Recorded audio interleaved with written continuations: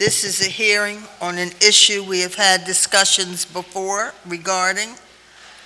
With regard to Education and Public Safety Committee, it is now in session regarding resolution number 160046. To my left is the sponsor of this, and certainly my colleague is going to have the opening remarks. He's been very, very concerned about this issue. And Derek Green will have opening remarks. And we also recognize Councilwoman Sherelle Parker, and we will introduce the other colleagues. Here is Councilwoman Gem as they come in. Councilman Dom is en route. We're Jannie Blackwell, and again, thank you all for being here. And as he makes his testimony, school district, you might as well come forward since you are first on the list. And I didn't introduce because I saw there were some of you, not just Danielle Floyd. I thought the others may want to come as well. You are all very welcome, and thank you all for being here. So the chair will now recognize Councilman Derek Green. Thank you, Madam Chair. This resolution, as Councilwoman Blackwell said, is a continuation of conversations we've had with the school district and stakeholders regarding the physical environment of our schools. This resolution was initially introduced regarding a very unfortunate incident where Chris Trackmus lost his life at FS Edmond Schools regarding a boiler explosion. I know I see representatives from SEIU here, which is in Councilwoman Sherelle Parker's district, and there's been ongoing concerns of what we all want to do. I think we all have concerns, and we're all trying to work collectively together to make sure that the buildings where our students, our teachers, our employees, and our children go every day to either work or be educated are in the best place they can be. We know that we have a very old school district in reference to buildings, and that we're all trying to make sure that we do all that we can to make sure everyone is aware of the steps we're taking to make sure that we provide the best physical environment for the best learning for the children of the school district, as well as for the employees, both teachers and others who are in our school buildings. I want to thank everyone for being here, for the efforts and work that you're taking. And as I've said in the past, this issue is so important to me, not only because of my mother's track record as a school teacher for close to 31 years in the school district, but also because I'm a parent with a child in the school district, like many parents throughout the city of Philadelphia. So thank you for being here. I'm looking forward to hearing your comments, work, and efforts to make sure we continue to do all that we can to make sure that we have the best physical buildings in the city to provide education and a work environment for the city of Philadelphia. So thank you. And thank you, Councilman.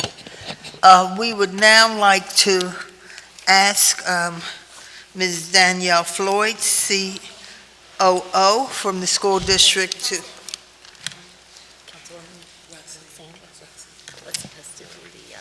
Oh, I'm sorry, we never read the formal title. We'll now ask the clerk to read the title of the resolution. Resolution number 160046, authorizing the Joint Committees on Education and Public Safety to conduct public hearings to examine the physical safety of Philadelphia schools. Thank you. That was a long title. Thank you very much. And we'll welcome school district. And Ms. Floyd, we're going to ask you to introduce the other folks from the school district who are with you. And thank you for being here. Thank you. Good morning. Good morning, Councilwoman Blackwell, Councilman Green, Councilwoman Parker, and Councilwoman Gim. My name is Danielle Floyd. I'm the Chief Operating Officer for the School District of Philadelphia. Joining me today is Robert Hunter, who is our Executive Director of Operations for Maintenance, Francine Locke, who is our Director for our Office of Environmental and Management Services, Ori Munson, who is our Chief Financial Officer for the School District of Philadelphia, and Kevin Geary, who is the Chief of External Relations and Government Affairs for the School District. Thank you. Thank you. And also I want to just say good morning to the members of the public who are also attending today's hearing. In my capacity as the Chief Operating Officer, I have the responsibility for the management and oversight of our operational units including the departments of maintenance, environmental, and capital programs. And as an operating division, we agree that our most critical function is to provide a healthy, safe, and welcoming learning environment where teachers and students can achieve at their highest potential. Today, I'd like to utilize my time at this hearing to do the following: to share a brief background on the district's paint and plaster stabilization project initiated in 2016 and our recent expansion of that project this year, to review with you some basic facts about the project, the criteria for selection and project timeline, summarize some of the challenges we have faced since the launch of this work and the lessons that we have learned, and finally to explain our renewed and improved path forward on our work. In urban districts like Philadelphia, with an average building age of 70 years and over 280 buildings built before 1978, we know that lead paint can be an issue. The school district identifies its schools with damaged paint and plaster through our building inspection data collected from our mandated federal Asbestos Hazard Emergency Response Act reports, otherwise known as the AHERA reports, and from available indoor environmental quality assessments. Although paint inspections are not mandated as a regulatory requirement in schools, the school district is one of only very few in the nation to include this element in mandated AHERA inspections as a screening tool for lead-based paint damage.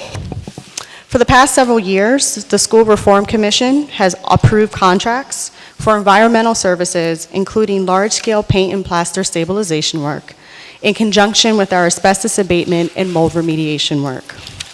These contracts are intended to support the district's environmental management program. During the 2016-17 school year, our contractors completed large-scale paint and plaster stabilization work at 6 schools. These were Patterson Elementary, Mitchell Elementary, Harrington and Shepherd Elementary Schools, Brazy Elementary Schools, and Ollie Elementary Schools. This year, we are continuing our paint and remediation program as first announced by Dr. Haidt at the December School Reform Commission meeting to remove loose and peeling paint at 46 schools.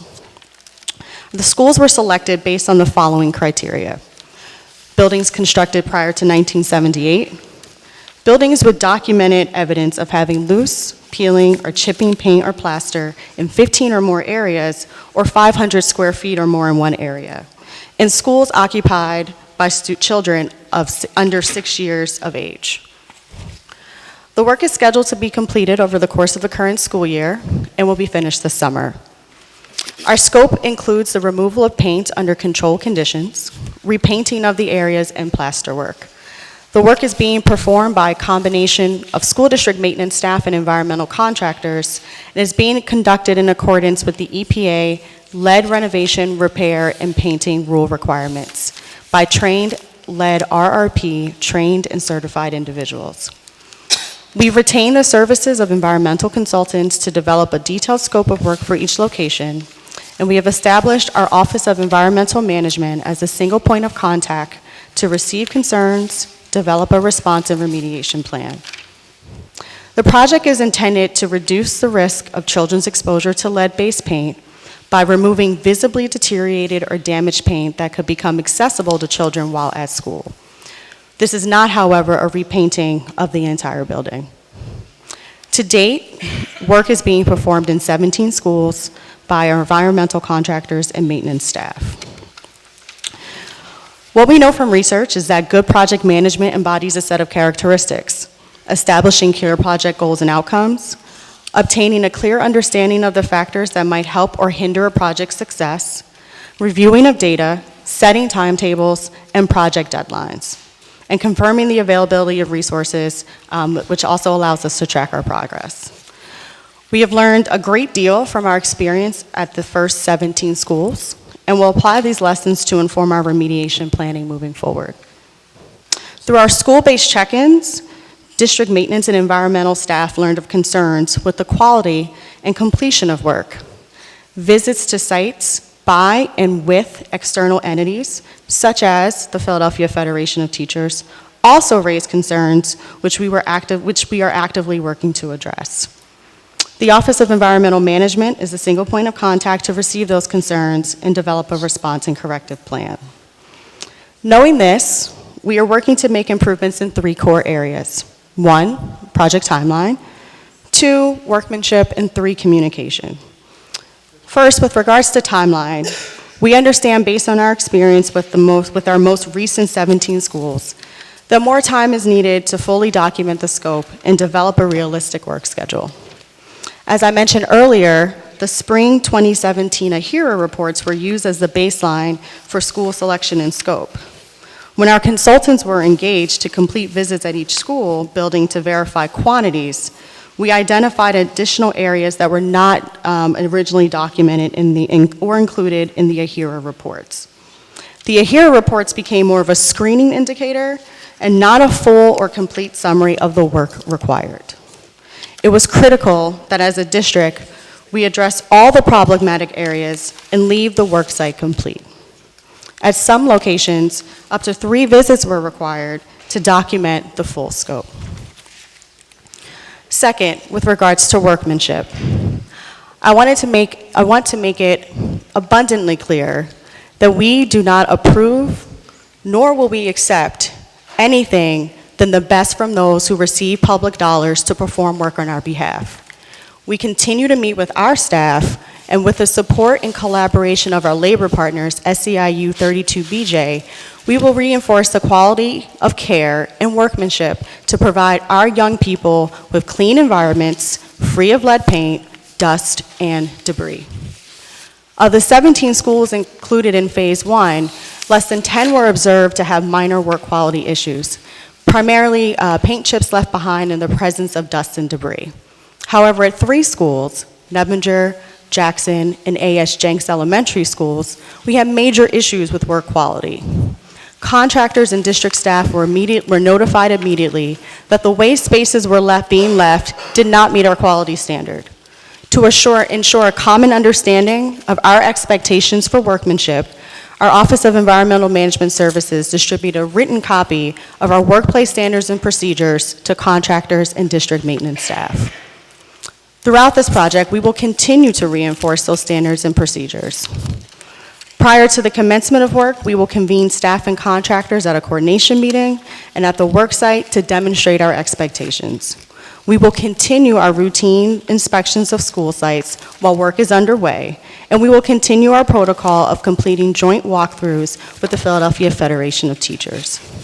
Final visits will also occur at each school to formally close out the project, and each school will be provided with a written report summarizing the work that was done.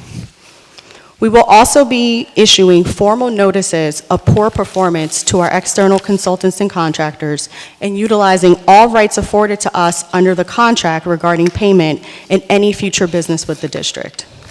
Third, communication. The district relied heavily on communicating through school principals and then to the school community at large, but we can do more.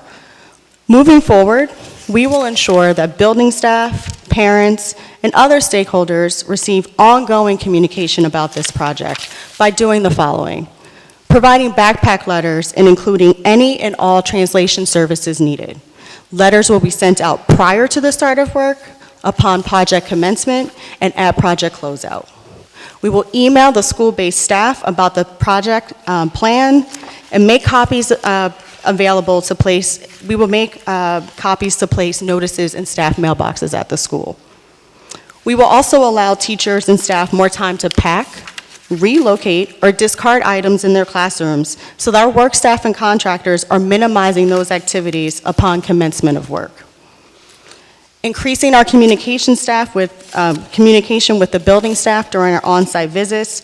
We'll make sure to check in with principal as well as teachers to understand what their experience is during this process. We will also work with school principals to post information about the project in spaces where parents frequently visit and utilize the school. And as is our protocol and process, we will continue to share the scope for each school site with the Philadelphia Federation of Teachers. This work will allow our students to be in environments that are safe and healthy. It is also positioning us to transition from an organization dealing with deferred problems to an organization taking a proactive approach to improvements in our buildings. In this room are elected officials, our labor partners, advocacy and community organizations, and parents who are all aligned around the belief that we have to provide healthy learning environments for Philadelphia's children. If we stay focused on that outcome, I believe that we can convene as a community to achieve that goal. I want us all, at the conclusion of this project, to stand proud about what was accomplished and position this district to be a national example of how to improve conditions for students. Thank you very much for the opportunity to provide this testimony. Thank you very much. Questions, Councilman Green? And before he asks his question, let me know Councilman Squilla is also present. Thank you. Thank you, Madam Chair. Ms. Floyd, in your testimony, you talked about some things you learned going through, I guess, from phase 1 to now phase 2. What were some of those things that you learned specifically? I would say one of the big lessons learned in this project was definitely, the first one was around communication. When I spoke with principals and teachers and school-based staff, and including our Bob and Francine, as a central office, our responsibility is to make it very easy for principals to get information out on our behalf. We cannot have it be difficult for them if we're asking for information to get to parents. It's our responsibility in operations to make that as easy as possible. And so I think, one, we relied way too heavily on principals in order to do that, which is why I outlined, one, we'll be taking the lead on putting all communications together around the project and working with the principal to reinforce that message at the school level, but allowing principals to focus on teaching and learning, which is their primary work, primary responsibility within the district. I would say the other piece is we are needing to consistently reinforce our standard of when we say something is complete and when it's done, this is what we mean and this is what it looks like. We provided a workplace standard and made sure that we provided that information in writing. But it's something that we need to continue to make sure that our contractors and even our own internal staff are mindful of and are aware of and adhere to. And I think the last piece was definitely around making sure that not only principals, but all stakeholders who were interested in this project felt informed and were able to answer some just very basic things about, hey, what's going on in my school? I don't think we gave principals enough information to be able to explain those items, nor did we make ourselves available as quickly as we needed to be, that if we needed to attend a SAC meeting or a home and school meeting or something, just to be able to give principals a way to communicate with their stakeholders, those are definitely areas that I see moving into this next set of schools, which will not start until March. Those are all lessons and takeaways from this first group of schools that will be applied consistently for the next set. Okay.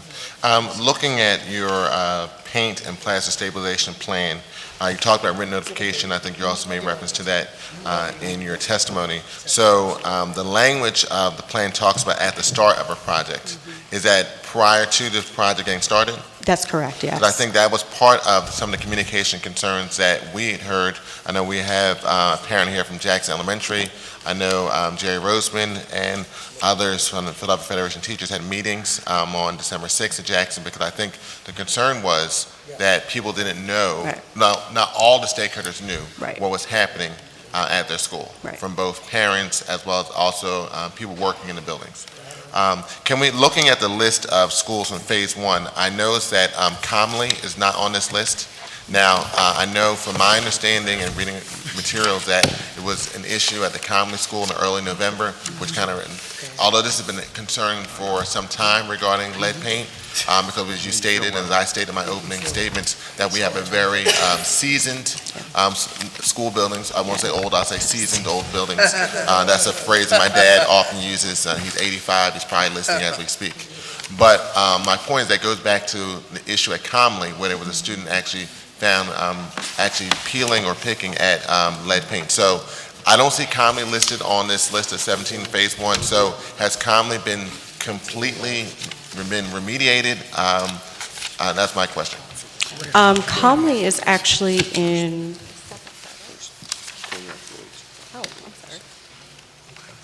We are complete our work at the Conley Elementary School. I'm sorry? We're complete our Oh, work you're at complete, Conley, okay. sorry. All right, so kind of take me back to what steps you may have learned from the situation at Comley that also helped you, because it seemed like when that happened, then the school district moved in very quickly, and I think in your speed to try to address these issues, that may have also impacted some of the communication. So give me some thoughts that came out of the Comley situation, Sure. how you communicated both with parents, Absolutely. stakeholders, teachers, and then also talk about the 3 schools where you found some challenges. Sure.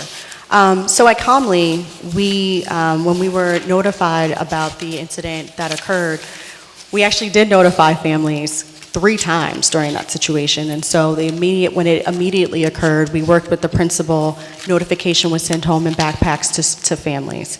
I would say about 2 days later, in that communication, we informed them of what happened, that students in that classroom were being relocated, and that we were going to be moving forward with a remediation plan, remediation work in that space. We then sent a second letter home, providing just an update on, hey, here's our progress. This is what we found. We're coordinating with the Philadelphia Department of Health, who's actually the agency responsible for identifying lead sources in schools. And so a correspondence was sent home to families to let them know about that. And then a third letter was sent home, I want to say maybe about 4 or 5, maybe 3 or 4 days later, when students were relocated back into their classroom at the Conley Elementary School. The assistant superintendent for that network also attended a parent meeting that was held. The principal has a breakfast with principals event, and he actually attended along with our medical director to be able to answer questions and talk about what occurred at the school. Not specific to the student, but just this is what happened, this is what we've learned, this is what was done, this is what was concluded, and if you do, and being available to answer any questions that parents have. At the specific schools that I mentioned in my testimony, Nebinger, Jackson, and Jenks, one of the big pieces of feedback that was received, one was about the quality of work and how the work site was left while this remediation and plaster work was occurring in the school. We sent, in terms of our communication on that project, we sent out a notification to all principals in that first set of 17 schools saying that this work was going to occur. Please let folks in your building know that this will be happening. Someone from maintenance or environmental will be coming out to visit you to talk in greater detail about the scope and schedule. And we also asked that the building engineer be present because it's important, because this work was happening during non-school hours. We wanted to make sure that the person running the building was aware of what was going on. We've started work, and we got very quick feedback about, hey, is there a parent letter? Is there something that I can share with families to let them know what's happening? And so in response to that request, we developed a notification to go home to families, but it was after the project had started. And so I agree with you that if we would have mirrored the Comley, what happened with Comley, it would have happened prior to the start of the project. Once workers were going to be on site so that people knew, hey, this is happening. If you see plastic up on floors, or we're meeting with staff to say, we need you to pack up some of your materials because we're going to be working in here. And then lastly, to provide them with, hey, we're done here, and this is where you can provide, this is where information is available for you in the main office about what we did in the building and the scope, and what the scope of the work was. Okay, I know my colleagues also have questions. Could you provide to the chair the correspondence you've sent out to Comley and to other schools, just so we can have that? Sure. Thank you, Madam Chair. Thank you, and will you also let us know, in writing, keep us informed of the status of the schools, so we all know and we know what's happening in our respective districts. We have Councilwoman Sherelle Parker, Councilwoman Helen Gim, Councilman Mark Swiller, and let me note that he is here and will also speak, Chairman of the committee, so for public safety, Councilman Curtis Jones. Would you like us to call you first? No, I would like to yield to my on-time colleagues, and then I'll go afterwards. Thank you. Thank you very much. Thank you, Madam Chairwoman, Councilwoman Blackwell, and to the sponsor. Councilman Derek Green. Let me start by giving the school district just some kudos for some work that you are doing in the 9th Councilmatic District relative to environmental concerns, but it's relative to the demolition of the Fells building in our district. As I am reading through this testimony and sort of challenges with communication here, I'm saying, wow, how did we just get it so right with ensuring that the community at large, with concerns about potential lead and asbestos in the building that needs to be demolished, the community, wanting to be assured that all of the safeguards possible were being employed and instituted. We established a process, and here we got it, we've had some challenges. So I want to say thank you to the School District of Philadelphia, the contractor who came out, and the team.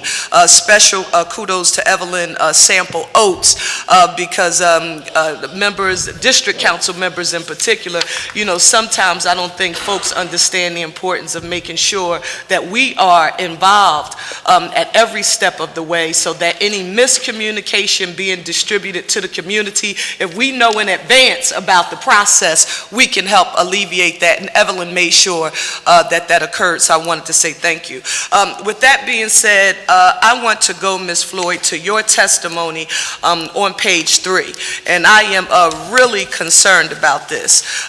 You note in your testimony that three schools that you identified had major issues with their work quality, and my notes while you were going through your testimony was immediately, wait a minute, what is the recourse with these contractors? Are these contractors that have consistently been awarded school district contracts in the past?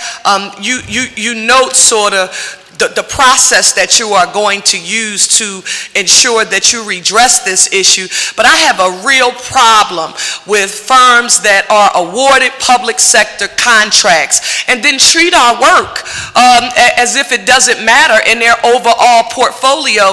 And then I think of the recourse that our in-house 32BJ, our staffers, our engineers, you let something not go right at one of the schools that they're represented in, where they work in, and they're in trouble. So I want you to tell me, if you will, about these contracts, these contractors in particular. Number one, are these recurring contractors?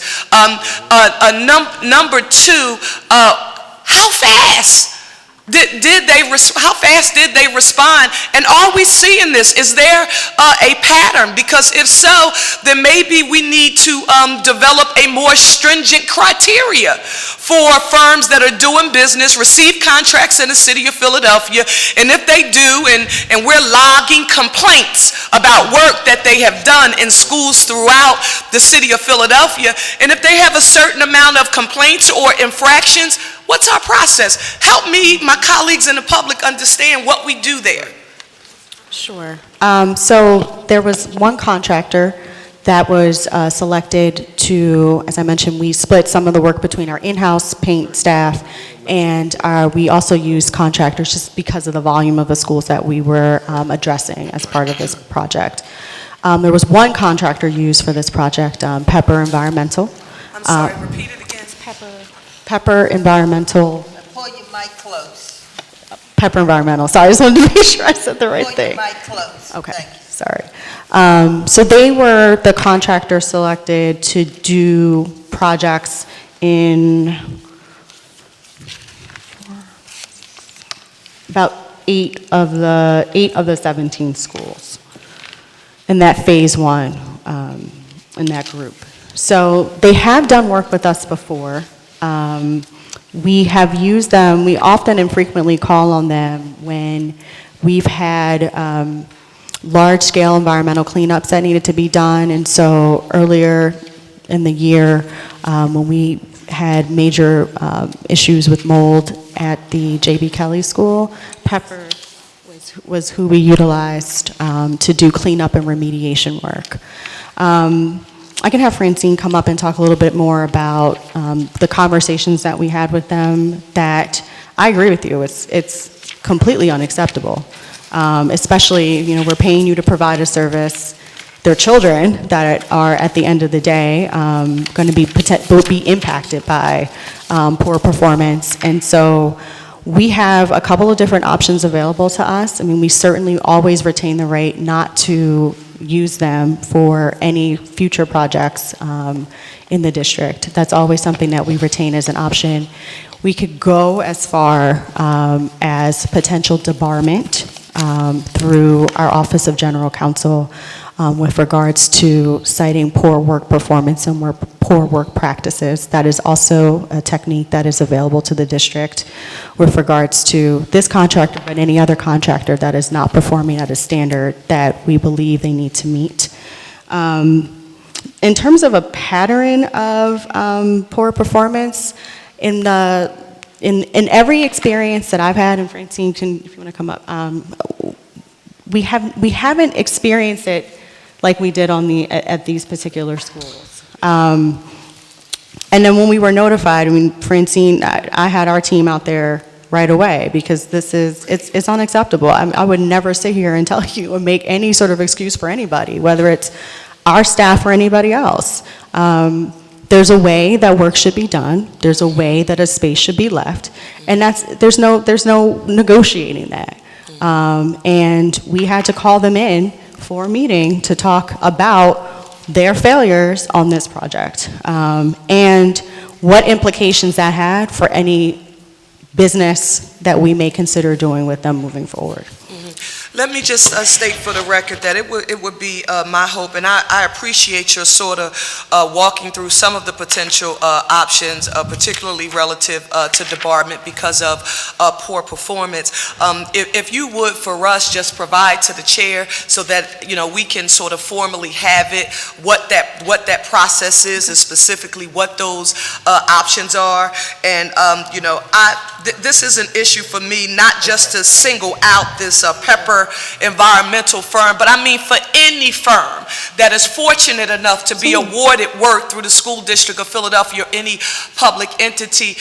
Let me recommend that the district formally sort of keep a scorecard on just sort of a general list of firms that are awarded contracts from the School District of Philadelphia, and whenever complaints are lodged, whether they come from parents, administrators, the public, we should keep a record of those just in case we ever need to use that data to redress an issue in the past. And I'm only a stickler for this again because I know what will happen to a worker if they are assigned to get a job complete and it is not complete. We expect them to deliver, and the taxpayers, particularly given some of the heavy loads that we're going to be asked to bear in the future, we have a right to ask for that kind of accountability. So thank you for that. And I don't know the names of the members of the environmental team in the district who came out. And I want to close with this to the FELS meeting. But I want to tell you that they were prepared. They were well informed. They didn't, I mean, some rough questions came up, about lead and asbestos and rodents, and they were spot on. We established a process. So when you get it right, I want to say thank you for that on the record too, so thank you. Thank you, and thank you for your support on that. Your staff person was great in just helping us, how do we prepare, what questions to anticipate, and so I do agree with you. I would have loved for this to happen, but there's an opportunity for improvement. I wholeheartedly believe that, and we're going to do this, and it's going to be right. It's going to be right because we have no other recourse than for it to be correct. Good morning, Ms. Floyd.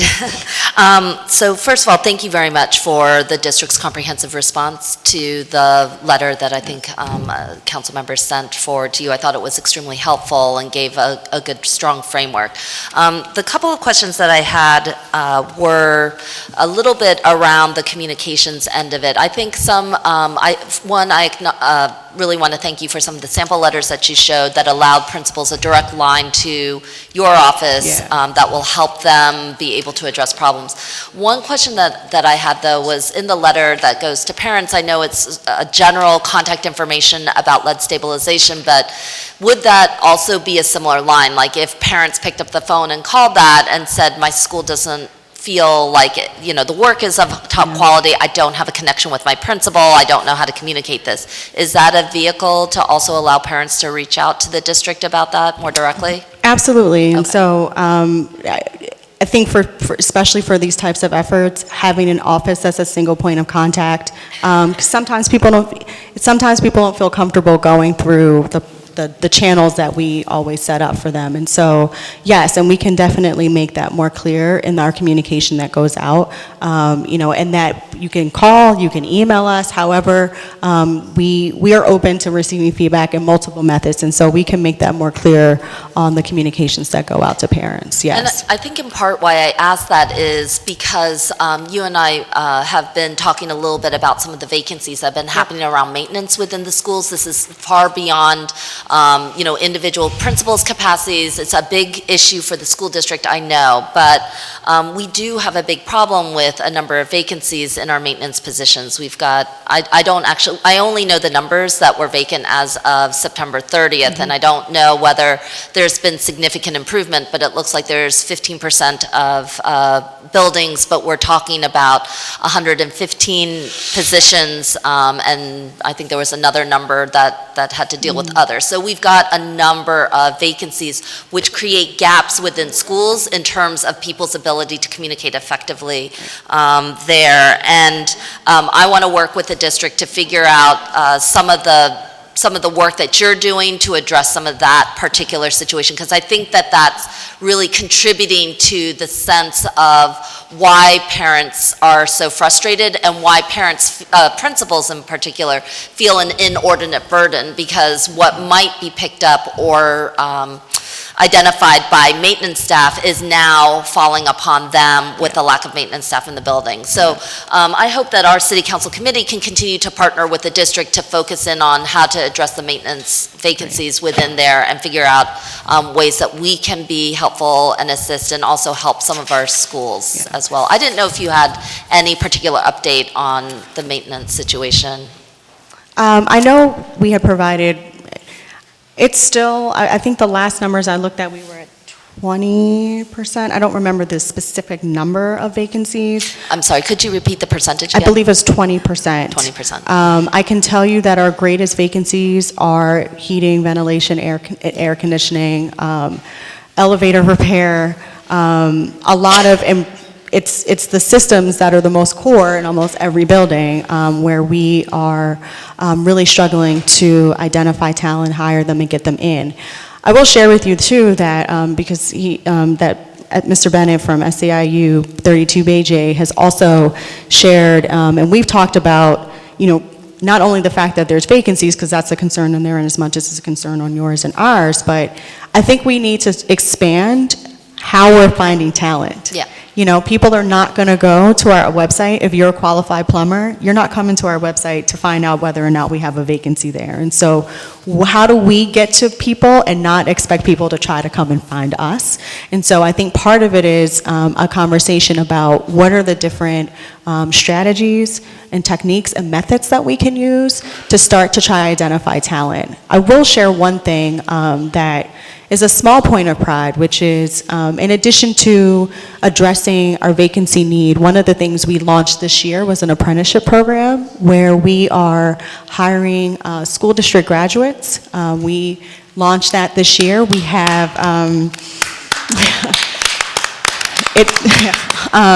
we hired 6 young men in our plumbing and electrical trades because it's one of the 2 areas where we have the greatest amount of vacancies. And they were graduates from Edison, Bach, South Philly, and that was something that as a division where we want students to see a pathway not only to graduate, but also a pathway to stay with us and get them employed. And so we started with plumbing and electrical and are working on a broader project plan on how we can bring more students into other disciplines where we're having difficulty through being able to identify experienced or existing trades individuals, that we have a resource within our own district and we should be looking to tap into those young people and bring them into our division and get them on a pathway to into a career. And so that started this year, and But I do agree with you. I think that additional conversation and work is required to get us to start to tackle that in a more meaningful way. Yeah, and I appreciate that.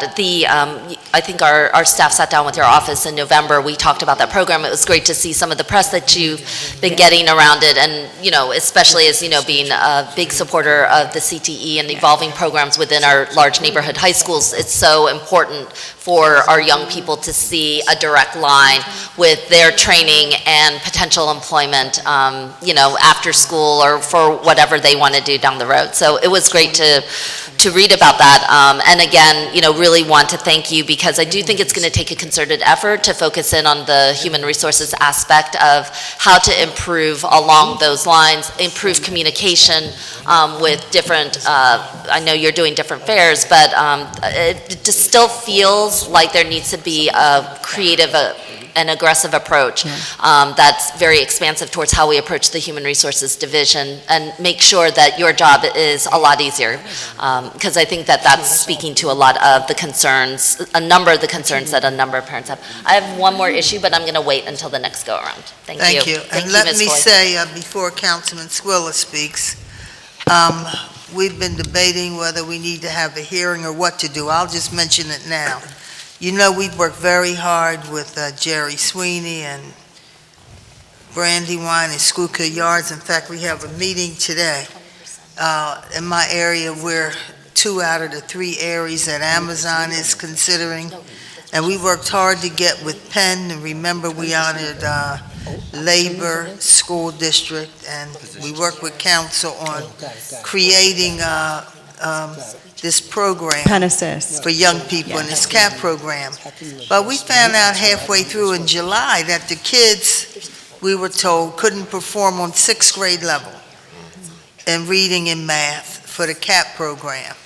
So that creates its own problem, because we have this program going on, and the labor and the people who were where young people were going to school decided to use Wednesdays to try to tutor them. But because a kid is not doing academic and they're doing, they don't call it vocational anymore, they're doing CAP and so forth, doesn't mean that they can't be prepared. We need to know that kids in high school, how can you go to school 12 years, yet you can only perform on 6th grade level in reading and math? And this is what the people told us who run these programs. So we're in big trouble, and we need a commitment from the school district that you are going to make sure kids are prepared. You have ways to see that they are not, to do tutoring, to do what we have to. It's really hard to fight this whole system on inclusion, diversity, et cetera, and then you end up with a kid who's not prepared after you fight so hard to open the door. So we need some information from you, or from the school district, that is, not you specifically, about what's going to happen to make sure our kids are prepared, and so that they can enter these doors we're trying to open.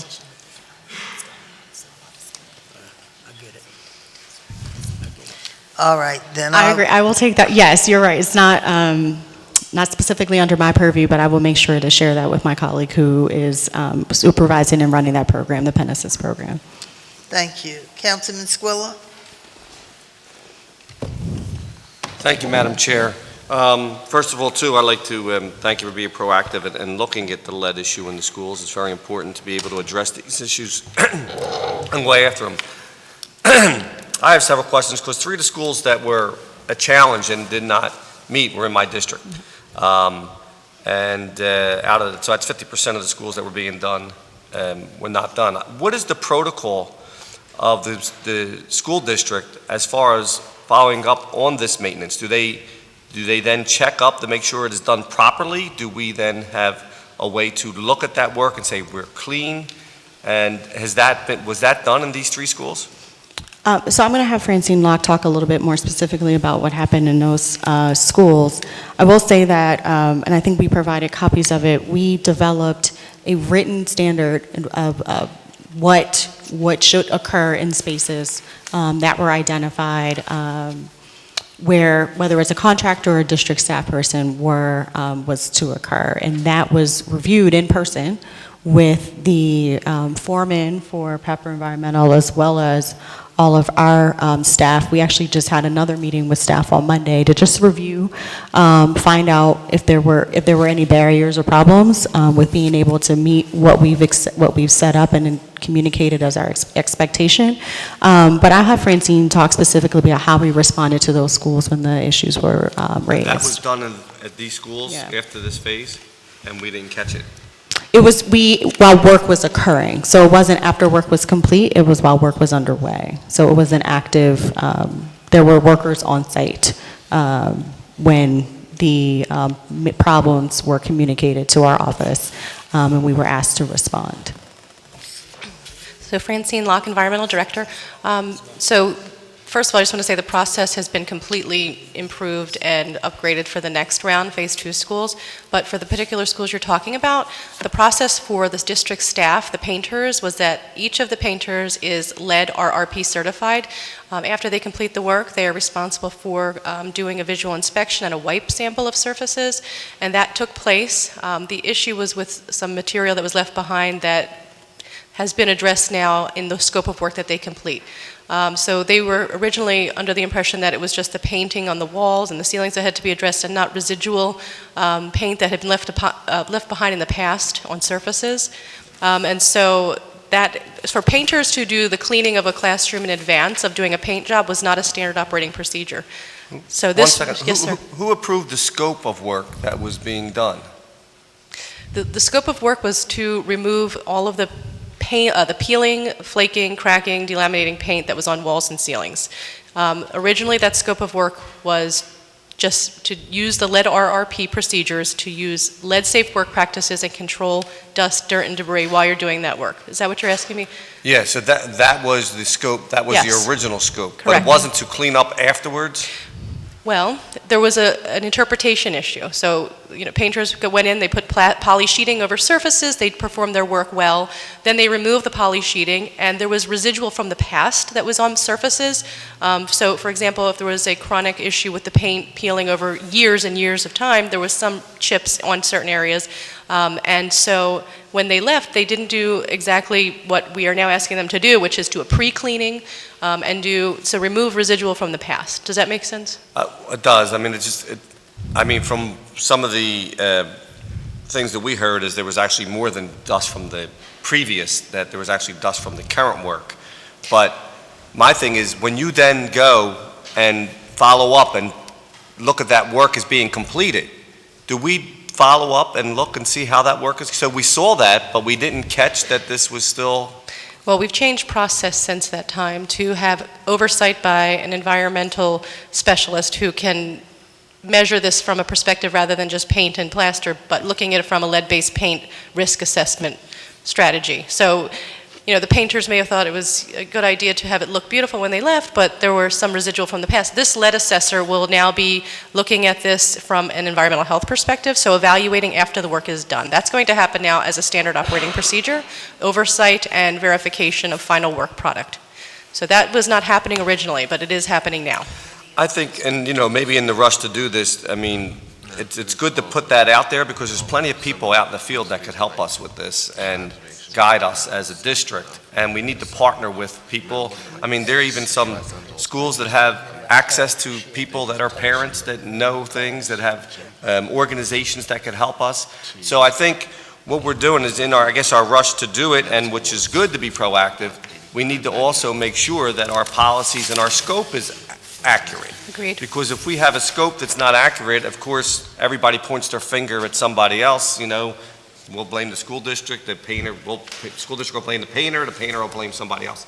So if we're going to do this, I think we need to make sure whoever's in charge of the proper scope of work is working with all the authorities within the state level and within the local level, but also within the schools, because we know that if the parents do not know about it, they think there's something being hidden.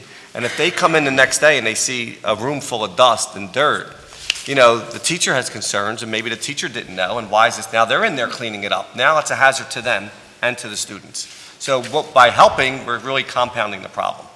And if you're saying now that this protocol is now in place, what was the big change that you made from the first phase that we did going to be to the second phase? Well, there's a lot. I mean, there's a huge, so by the way, partnering with agencies, the EPA is actually working with us in a partnership to provide. They were working with you on the first phase? No, they're working with us now. Okay. We spoke with them voluntarily in a very friendly fashion, and they're giving us support in terms of lead-RP awareness training. So everyone's certified. All the painters are certified, but we're going to actually have an awareness training for all of our staff so that we are understanding the basic the common sense approach to this stuff. Additionally, the EPA is going to work with us on site visits. So they're going to join us in looking at how work is set up and what it looks like when the work is completed, so that we're all on the same page, so there is no confusion.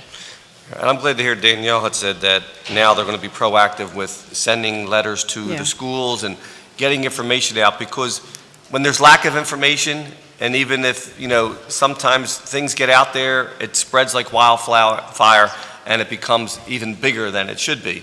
But without that information, we create that. So, in our way, by not communicating what's going on, we are responsible for the blow-up that happened with this situation. And being the three schools, and I mean, they're the three schools that we know of because they're the ones who spoke up about it. There may be other schools that cleaned up and didn't say anything. I don't know. So I just wanted to share that, so between Francine's team and our maintenance team, we have one of the course corrections we made during work happening in phase ones was higher frequency of check-in at the building level with principal or just stopping in. And so we, our two painting foremen for the schools that district painters were doing, were checking in, hey, this is the schedule, this is what we're doing, how are things going, have you heard anything, are there any problems, are you satisfied with the work, just in a formally and informally, to your point around having eyes and ears out there. And so between our maintenance staff, between our environmental team, as well as the consultants that we use to help around project oversight and monitoring, and then even going as far with our joint inspections and walkthroughs with the PFT, those were all things that occurred with this first set of schools and would continue moving forward. That brings us to the maintenance issue, since we know there's a shortfall of maintenance. So we're relying on some schools that don't have that to come up with those steps. So if a school doesn't have a maintenance person there, is it the principal's job to do that? No, so let me just make a slight clarification. When I refer to our maintenance staff, I'm referring to our centralized group of painters. So they're not assigned to a specific school, they're assigned centrally, and then they are given assignments through our executive director or our maintenance manager in terms of what their work will be out in the field. And so that group of individuals would be different than perhaps maybe a building engineer or a general cleaner or a custodial assistant, where we might have a vacancy who are at the building every day. So I just want to make the distinction between, there's a centralized workforce that is assigned out to do work in these schools. We don't have vacancies in our paint division. There's 25. We currently have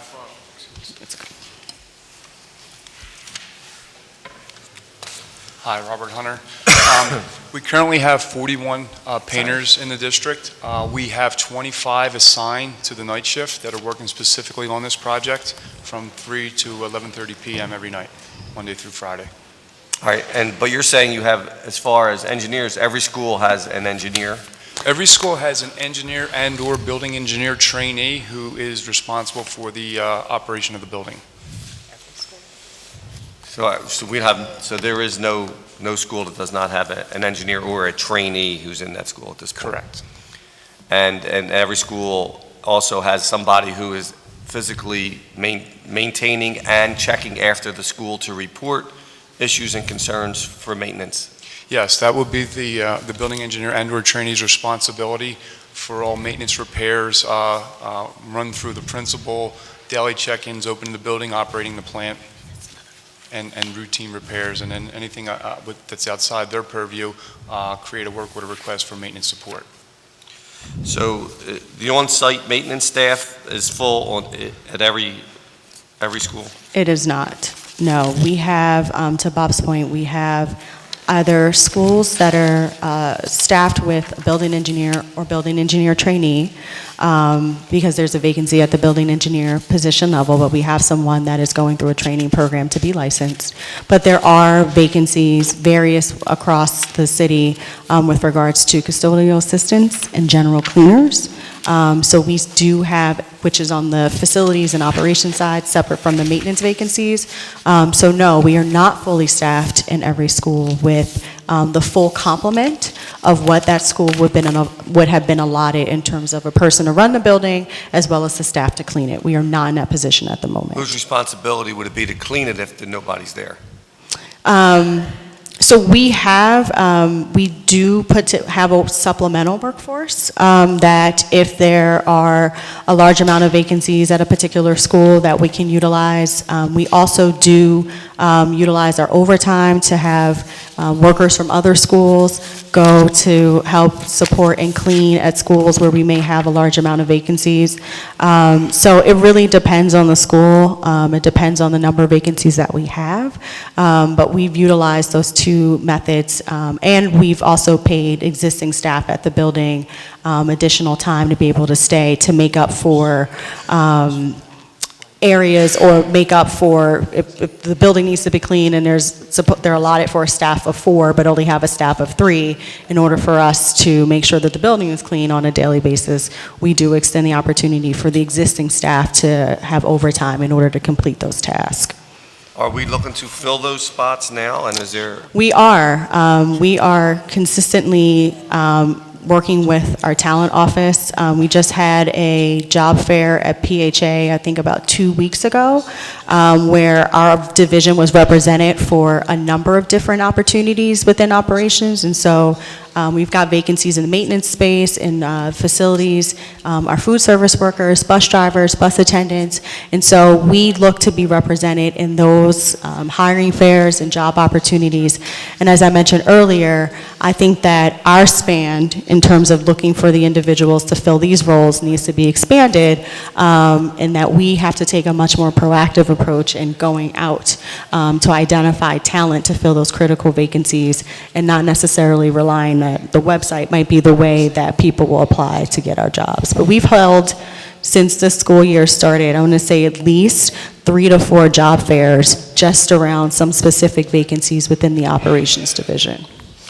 Okay, I have additional questions, but I do want to reiterate the point that I'm glad to see that some of these changes are being put in place for Phase 2, working with different agencies to make sure our scope is accurate, and also to be able to follow up on the work to make sure it was done complete.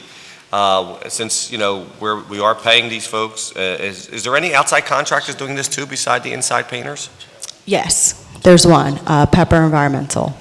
Okay, Yes. and obviously, hopefully they're doing what we believe the scope of work is also, and they are being followed up on, and to be able to make sure, if not, I'm sure school district pays like the city, so they don't pay right away, so if they don't do it, they don't get paid. But I think that's something we need to be able to keep an eye on, and then I'll follow up with additional questions. Thank you. Thank you. Councilman Jones? Thank you, Madam Chair. Good morning. How are you? Okay. Ms. Floyd, this is not your first time dealing with the issue of capital. It goes back to when we had to make tough decisions about citywide population shifts and aging infrastructure that precipitated these kinds of decisions on environmental concerns. So I'm glad that there's been a consistent effort. This is not a new effort that you've been involved in. I want to also do like my colleagues and thank you for the work that's being done at Overbrook and the work that's being done at Bieber Annex. These are aging infrastructures that one of them is being repurposed and will somehow join back the active building roles again. And I think Overbrook is almost like on life support because of the capital investment. We're getting a new television, radio, TV, internet access station where young people can learn communications. So I am among the thankful for that. So now let me segue into some of my questions. But I just want you to know I am thankful. Of these buildings, and I'm looking at, it says 14 in phase 1, and I believe it's 12 in phase 2. 14 in phase 2, 12 in the last. Okay. So, yeah. Of these buildings, only one of them is in my district, and that would be Dobson. Yes. So the criteria that we used was school facilities that were constructed prior to 1978, because we know that the likelihood that there is lead-containing material in there exists. We did a spring AHIRA inspection where peeling paint, loose paint, as well as some other environmental items were documented to help inform what schools would be part of this process. And so the schools that we selected for this first group, this 46, met the criteria of built prior to 1978, having 15 or more areas of loose peeling or flaking paint, or spaces that are 500 square feet or more. And then schools that had students that were under the age 6, just because we know that students at that age are more susceptible. And so a lot of elementary schools were included as part of the first group. And so that's not to say that there aren't other schools that may have this problem. The 46 that you see in front of you in that table represent the schools with the greatest quantities. And our intent was, let's start with the schools with the greatest quantity and move So wouldn't forward. a school like Cassidy in my district fit that criteria? I would have to look specifically at the data at that school. Cassidy fits. Cassidy School 3 years ago went through this process for a complete paint restoration of the school. So there's no outstanding environmental issues at Cassidy? Yes, there is. I'm not going to, I don't have the So I answer know to there that is. question, but So we, that's a leading question. So I know there is, so I'm questioning how these were made a priority over Cassidy. I get why Overbrook, who is over the age limit of a facility, they have an entire floor, 5th floor, that is closed because of environmental issues. I'm just saying out loud what I'm thinking, which is, how did this list wind up over others? And you don't have to answer it now, but I would like you to give that response to the chair, and she can disseminate that to me. Thank you, yes. So the second part of my questioning, and this is just a question, this is not, I know your father, so don't call him. I always say that to you. He's probably laughing right now. I'm still scared of him.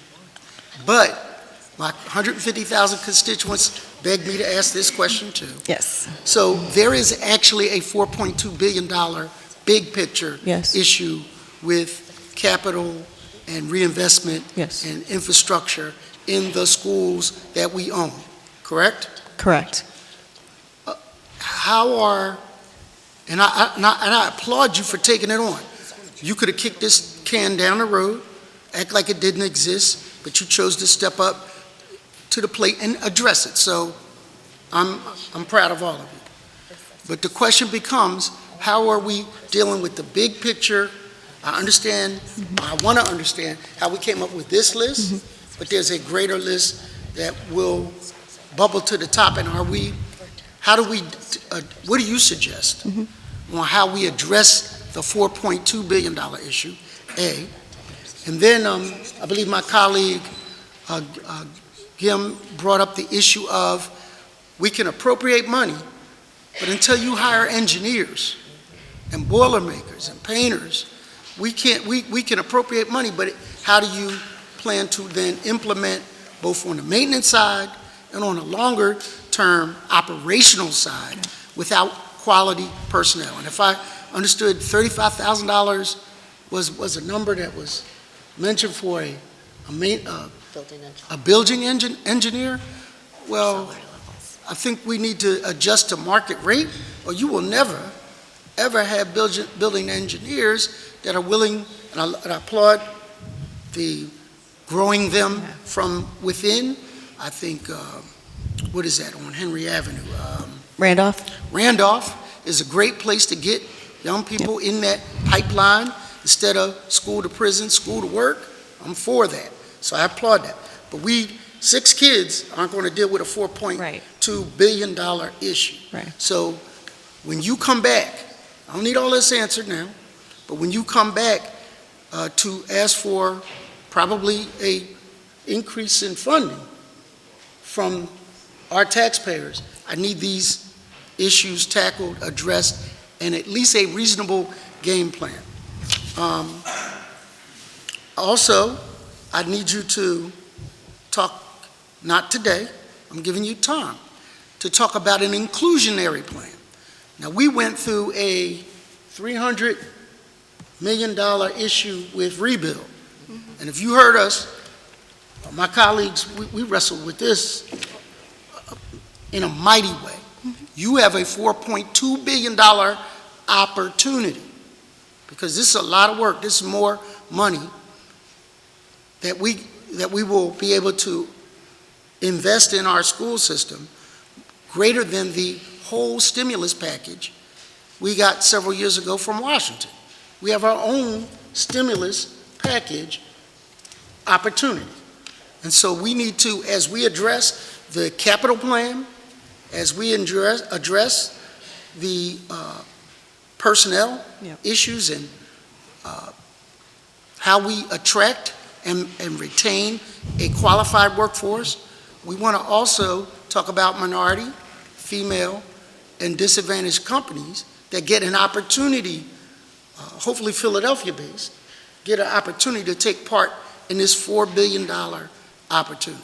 So on several tracks, this has to be thought out. Because if we I need to have a greater confidence that we pick 42 schools not out of a hat, but out of a process. And that is a fair and equitable process. And you have to convince this body and that chairwoman that that's the process, so that I know how to explain to the parents at Cassidy why other schools, 48 of them, were picked above them. So I'm giving you advance. This is not a gotcha moment. This is hopefully the precursor to, oh, we get it. All right? And so that's what I have, Madam Chair.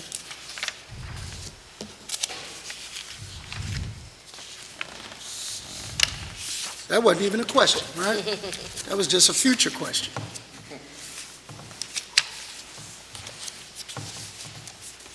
Any comment? Well, can I, if that's okay? I'll talk a very sort of high level around each one of those pieces.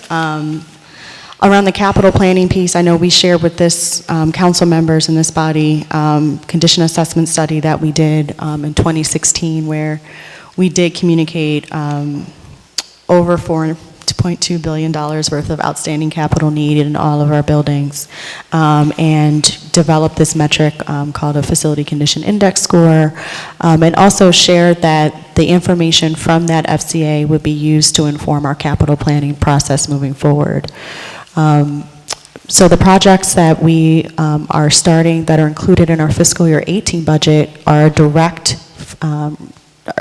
implications and direct reflection of looking at outstanding capital need, history of capital work, whether or not anything was actually done in that school in previous years, costs, just because we have to operate within our budget annually is approximately $200 million to spend on capital improvements. But we then also layered in information about outstanding work orders and the frequency of those work orders and the cost of those work orders in the schools.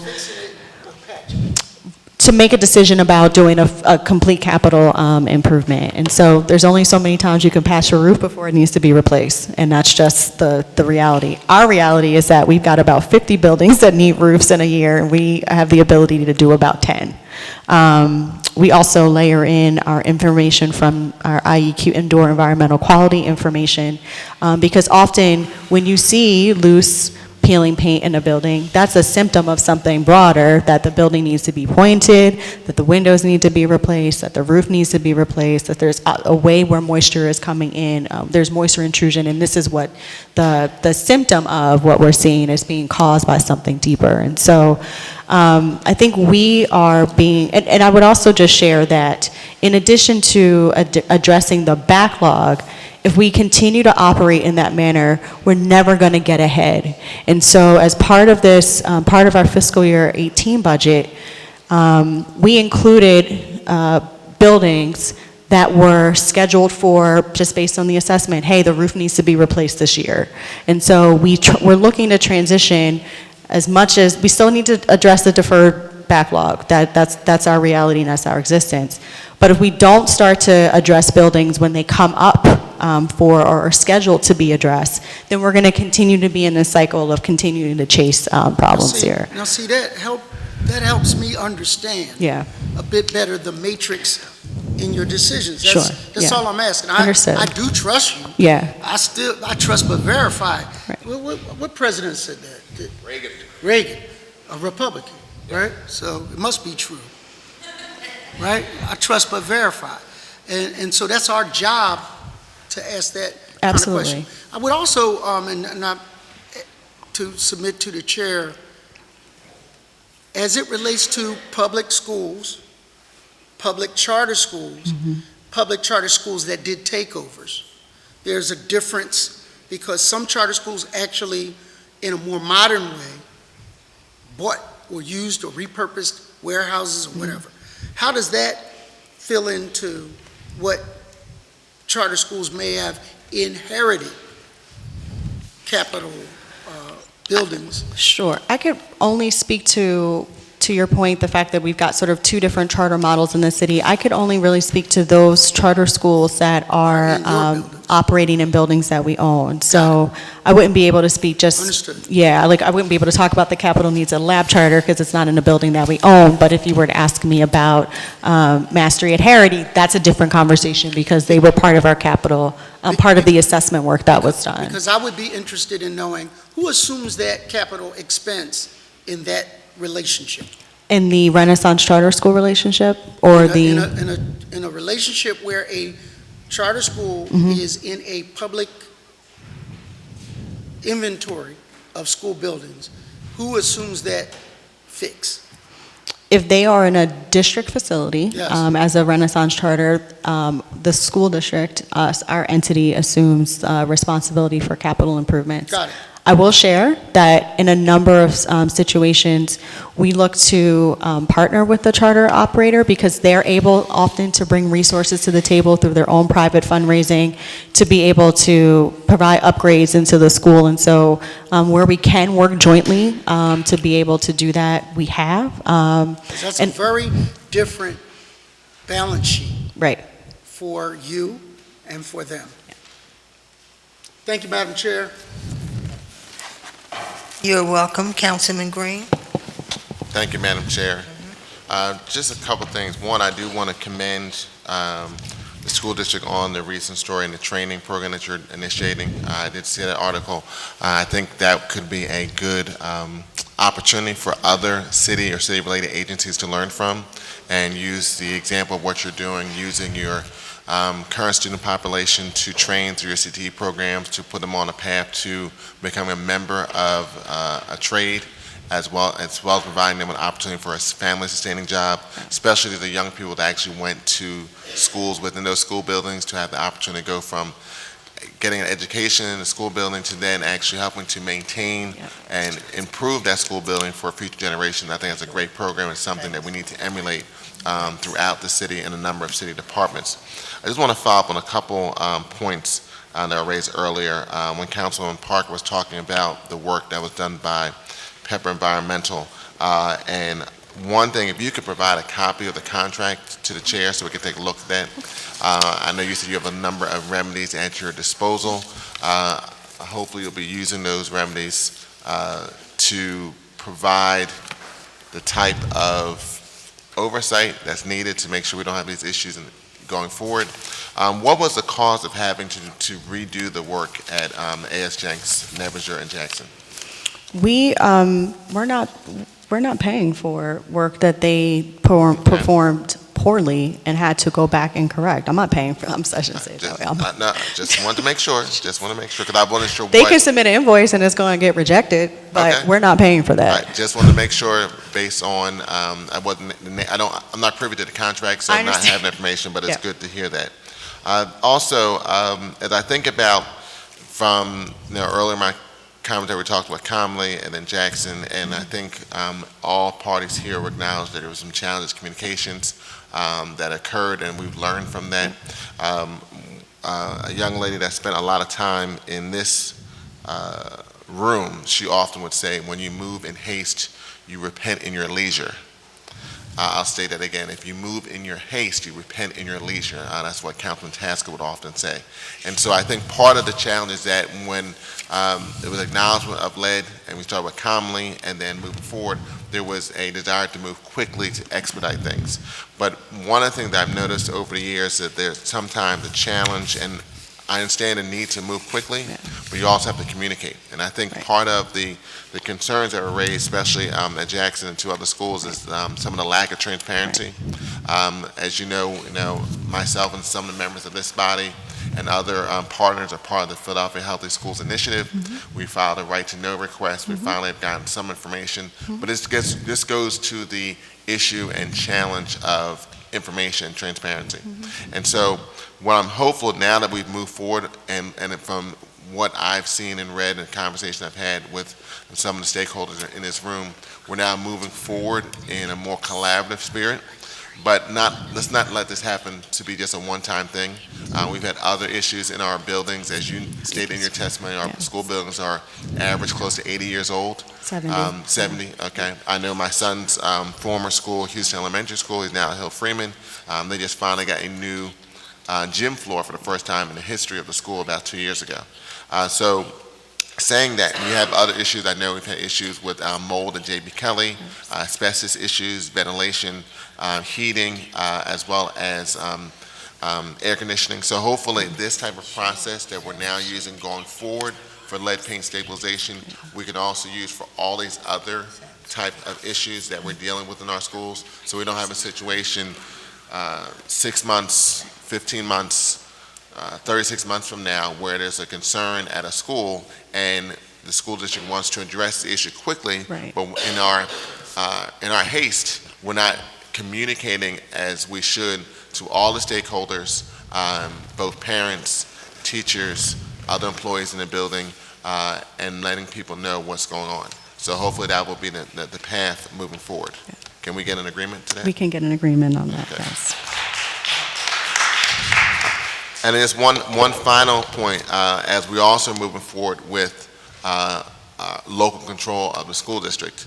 Hopefully this will be an opportunity to not only talk about the governance, but how we operate the school district going forward in a more collaborative fashion, because all the stakeholders that are responsible for the school district from a leadership and management are within, I would say, our city house. So to the extent we're able to collaborate with the health department, others, as we look at these issues going forward, I think that can provide some opportunities as we transition to full local control.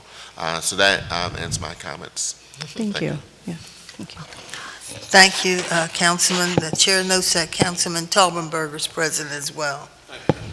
Certainly. Councilwoman again. Thank you very much. I'll be very quick. I did want to follow up a little bit with Councilman Squilla's. Could you give some clarification about what percentage of vacancies would be on-site school staff?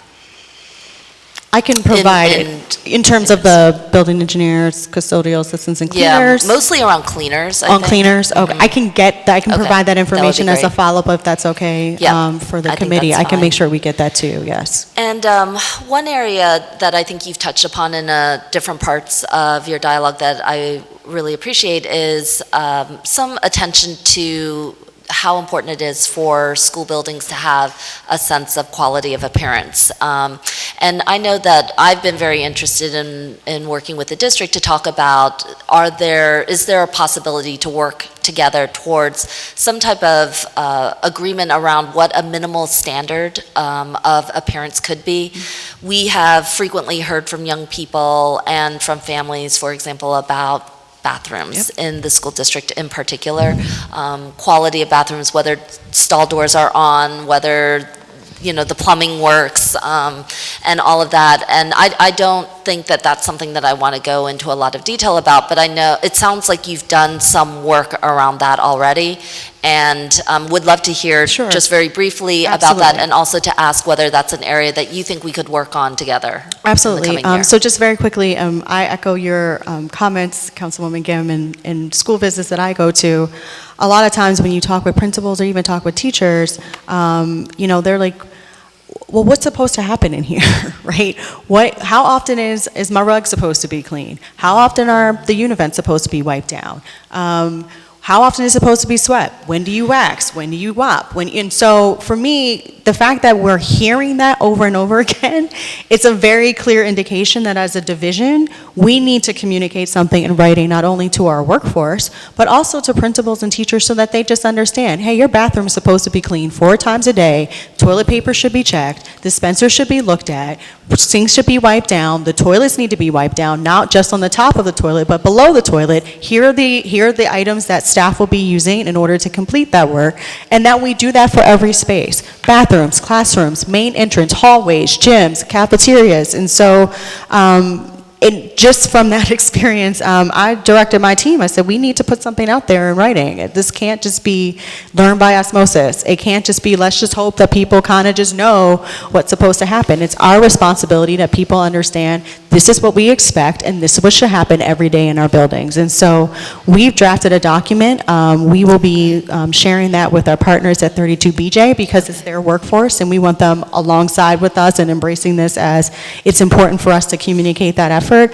And would certainly I would love to commit to also providing that document to you and your team prior to distribution, just so that we are all, when you walk into a school, it's very clear, these are the things that should be happening, no excuses. And so the vacancy part aside, people should just know what's going on in their buildings and what's supposed to happen and not feel as though they're not comfortable asking the question or that's our job and that's our role. And it's how we become a more customer-facing division in a district, just given all the different challenges we have. So yes, that is definitely something that I think we can commit to sharing and working with you on. And we welcome your feedback and making sure that it's clear for stakeholders once we distribute that. Yeah, I'm thrilled to hear that, and I'd love to be a partner with you on that, especially engagement and letting people know. I know that if people heard that their bathrooms are supposed to be cleaned 4 times a day, people would be thrilled. Parents, students in particular would be thrilled to hear that, and not to see that as something that is overwhelming, defeating, or anything. It's a lot of work, there's no question, but I know that it's amazing how much people engage with their sense of school inclusivity, climate, welcomeness within a building by going to the bathroom, which is what kids do 3-4 times a day, and that the common spaces of schools are powerful indicators of where a school can feel engaging and hopeful for young people. I know you know that. We were great partners, and really want to thank you and Mr. Monson for working on, for example, a small investment around the water hydration stations that just still, whenever I go out to schools, get cheers and claps from all young people from kindergarten up to high school. So these types of investments I wouldn't even call them superficial, but they are powerful and significant ways in which a minimum standard and a well-communicated minimum standard of appearance would go a long way towards engaging folks and helping this out. So I want to thank you very much for that. Thank you. Thank you. Thank you very much. Any other questions for this panel? Okay, panel 2, Jerry Roseman, you ready? Director of Environmental Science and Occupational Safety and Health for the Philadelphia Federation of Teachers. Dr. Robin Cooper, President, Commonwealth Association of School Administrators. Then we have Robin Roberts, Organizer, Parents United, and Laurie Mazer, parent from Jackson Elementary School.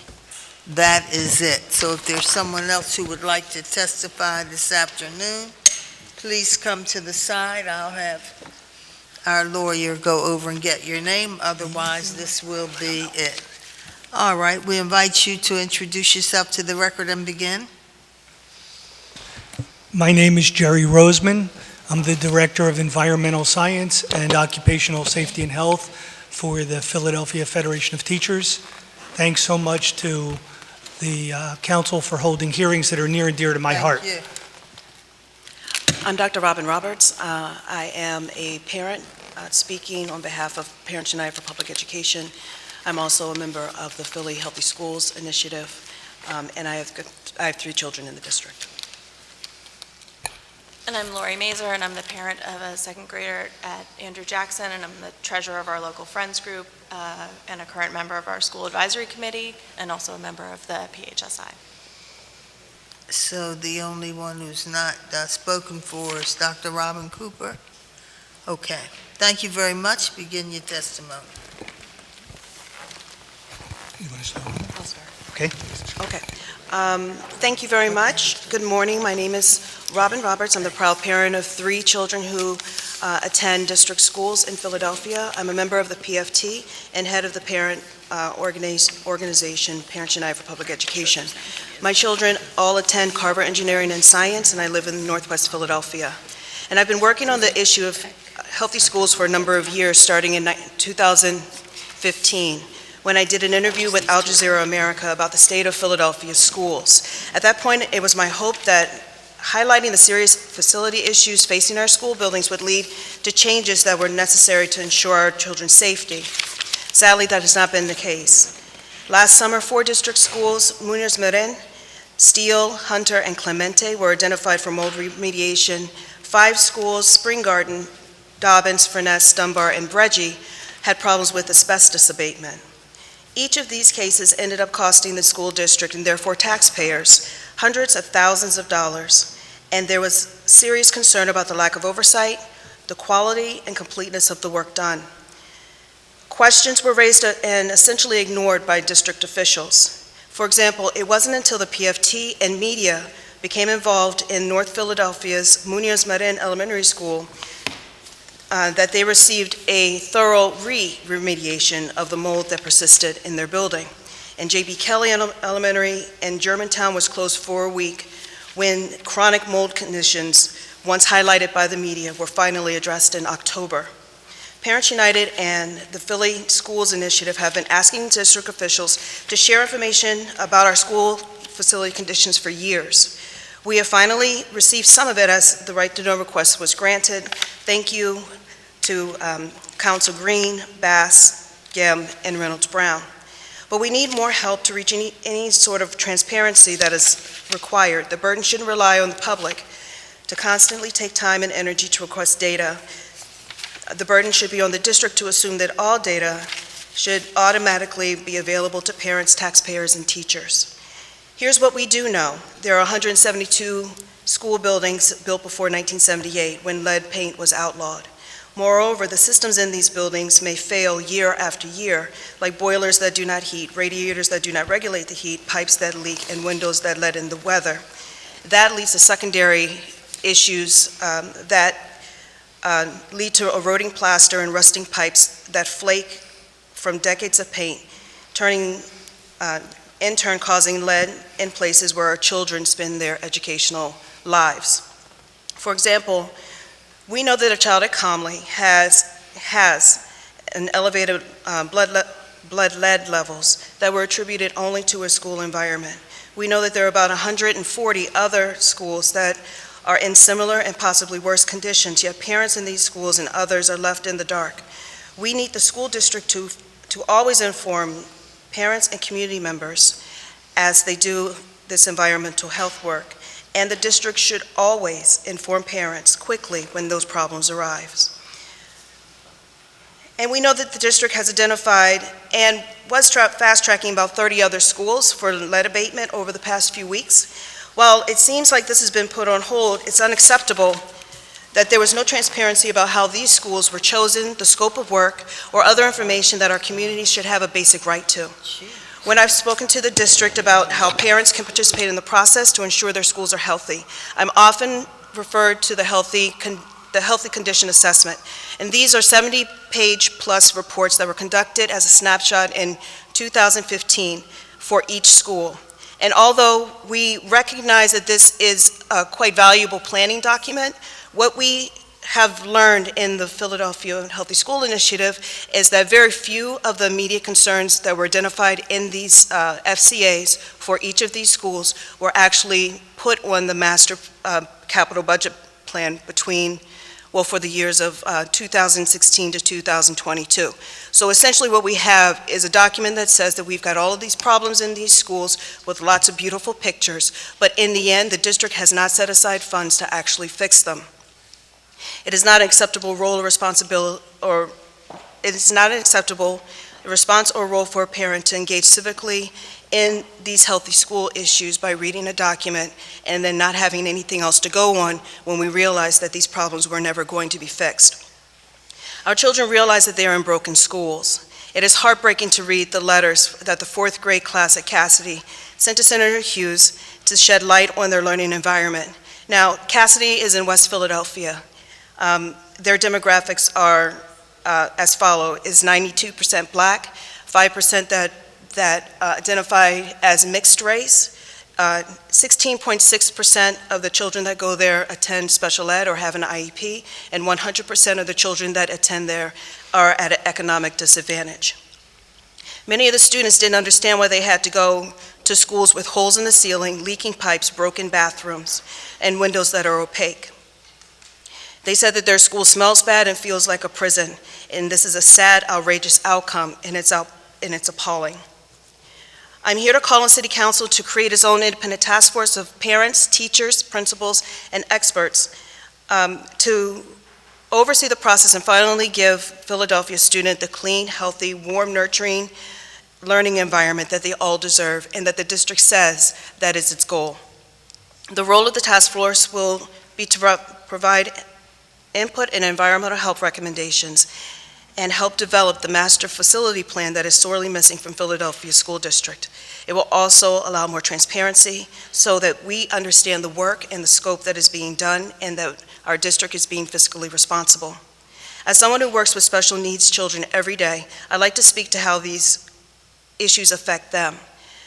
To date, there are over 21,000 school children from in K through 1st grade, and we know that lead is most affected by children around 7 years old.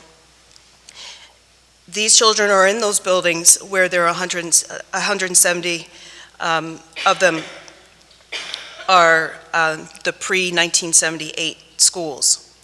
About 50 of those buildings host pre-K programs, so we're talking about 3, 4, and 5-year-olds that are in these buildings that have the potential to have lead issues. And most of these schools have rich, vibrant school communities. Their teachers and parents work hard to ensure a wonderful learning environment for the students, but the facilities do matter for our students. The majority of these schools contain many of our special education programs for autism, emotional support, and multiple disabilities. These are our most vulnerable students, and what I need to say is that their playground is usually on their floor. They move around their floor. They may not stand. They may not be able to sit in a regular chair. So they play how they play, and they play on the floor. And the floor is filthy. We also serve a high number of immigrant populations which require additional support. All of our children need and deserve healthy school buildings that protect their health and do not put them at environmental health risks. We hear over and over that the school district cannot tackle these problems unless they receive more money. But they spend hundreds of millions of dollars a year upgrading buildings without taking into important factors. And we'll hear that the district cannot do anything until the new school board is configured and rolled out. and this is simply unacceptable. When it comes to protecting our children's health from toxins like lead and asbestos, time is of the essence. We have a moral obligation to tackle this immediately and protect our kids from these risks. And I call on City Council to make this a priority in 2018. Thank you. Thank you very much. I note that you mentioned Cassidy School, Yes. but that isn't on this list. The list of schools to be treated is not listed. So maybe when the school district comes back up, one of us has more questions for the school district, so we'll ask you to remain and come up again as soon as they testify. Is that all right? That's fine. Thank you. Thank you. Hi, as I previously introduced myself, I'm Lori Mazer, and I'm the parent of a second grader at Jackson Elementary in South Philadelphia. I'm the treasurer of our local friends group, and I'm a current member of our school advisory committee. And I was introduced to the amazing people at the Philly Healthy Schools Initiative after being asked if Friends of Jackson and our local civic would like to sign on to the coalition. Quickly, PHSI became an invaluable resource for us. At a recent home and school meeting where Jerry Roseman was present, just to talk about PHSI in general, our principal asked about a lead paint removal program she had just found out about that week. 1 day before contractors were supposed to arrive, she received an email.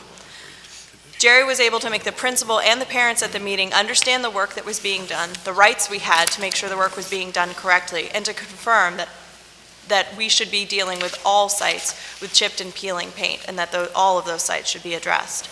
After the audit that Jerry conducted with the district and our principal, it was clear that the work had been done poorly, and there were many spots that were missed, and the cleanup, which left dust and debris behind in classrooms, was not by any standard clean. I'm here today because this is not an isolated issue. There are over 30 schools scheduled and currently undergoing this work, and there is a clear effort by the district to keep parents, staff, teachers, and principals in the dark. We don't even have clarity on how these specific schools were chosen. We need the district to confirm they will take the lessons learned, which I will mention were learned at the expense of our children's health and safety, and establish an open and honest communication and follow-up protocol so we don't squander the very few dollars we have doing rework on shoddy and half-hearted efforts that created more risk than they reduced. Additionally, we need the district to give access to the criteria they are using to pick the schools that need lead remediation so that we can independently verify that they are truly addressing the lead issues in all of our schools, not just the ones with loud, angry parents. I would like the district to give at least 72 hours before any of this work is performed, so parents, teachers, principals, and staff have time to respond. I would also request that the information be presented in layperson terms, rather than in the complicated jargon in many of the reports. Most of these issues are not overly complicated and can be explained and visualized as they were at Jackson in a home and school meeting with time for questions and answers. This type of proactive behavior from the district would serve to quell a lot of parents' fears. When we feel that things are being kept from us that relate to our children's safety and the safety of their teachers, it breeds mistrust and doubt. It is far better to be transparent about what work is done, why it's being done, so that we can ensure that every school receives the same standard of work and diligence and all of our children are safer, which I assume is the ultimate goal of this work. PFT's expert staff, Jerry included, aren't only the eyes and ears for teachers. They're the eyes and ears for all of us, parents, students, staff, and teachers.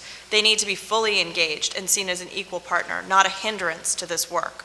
We have a wonderful principal and a building engineer at Jackson, who's a building engineer in training, as we've said, both of whom were caught off guard by this work. But thanks to the PFT expert staff, they are now well informed and able to help educate others on what the true hazards are so that they can be escalated and reported.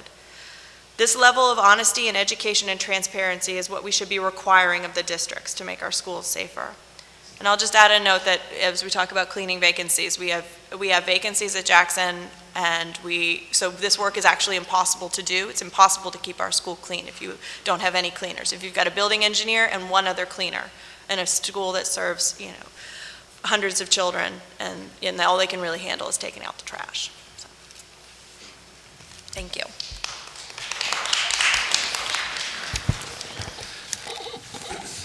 Thank you. So I work as the environmental science director for the teachers union, and I'm representing 12,000 people in all of the buildings, the staff.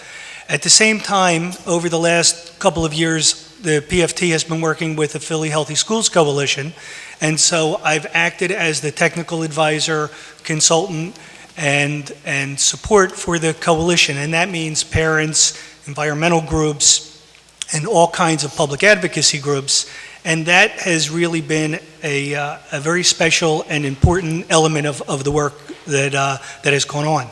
I wrote some testimony that I provided, but I think I'm going to go off script because much of what I've written has been said by others, including the district. And I'd like to highlight a couple of issues that have come up here that I think are important to consider as part of this and to think about what's happened. In the last several months, I've participated in 70 inspections in schools. I do that mostly with the school district's environmental department in a cooperative fashion. That process works pretty well. Despite that, and despite going in the middle of November to Comley Elementary School to look at a situation involving a lead-poisoned child, the lead stabilization plan was done without our involvement and without notification. Now, I think that's been resolved, and it would be unfair to say and not to acknowledge what the district does well, because there are a lot of things they do well. It would also be inaccurate to not include what is done poorly. And I think both of those things come together, so there should be a series of lessons learned that what we do well now today, let's say with the lead stabilization program, impacts the right to know issues, impacts the environmental issues. The meeting at Jackson Elementary School on the 6th of December, after the program started, was illuminating because although my area is as a technical expert in this, the parents at this school and the principal, the staff, told us that there was lead abatement going on and lead stabilization. There would be no way to know that otherwise. I brought that to the district, and it took about a week before we were able to get some more information. We then did some evaluation and surveys at Jackson and found problems. The problems we found, Councilman, actually were in areas in which work had been done and completed. That's not to say that there were areas that hadn't yet been touched in some schools, but what we saw in that second week in December was a school where lead abatement, lead stabilization work had been done, and there was contamination left behind in those areas. Samples were collected, they were elevated, it was a problem. Bringing that to the district and then following up at a couple other schools is what started to open the process up. It's important to understand, and I think you have some photos in front of you that might document that, this dust is not just lead. This kind of an exposure poses respiratory issues as well, serious respiratory issues. And this highlights another issue that Robin described when she was talking about special needs children on the floors and about the actual conditions in the schools. These are complex problems. They need all hands on deck to deal with these problems. And that's a big part of the approach here. That is that there be an involved participation by all stakeholders and all voices. Some have outside expertise and long experience in looking at facilities. Some are parents who are in one school and understand the impacts on their children and what's happening in that school. Some are parents and teachers who are going from school to school. Only by putting that together can we hope to get our arms around this problem. The district moving quickly to address the issues with lead in these schools is laudable, but I think as was pointed out by Councilman Green, haste can make waste, and that's really what happened here. And what did happen here is we ended up with additional contamination, additional dollars, extraordinary delays. The project in all it's actually 29 schools, 31 major areas. 2 schools have projects throughout the school itself and then in the auditorium as a separate project.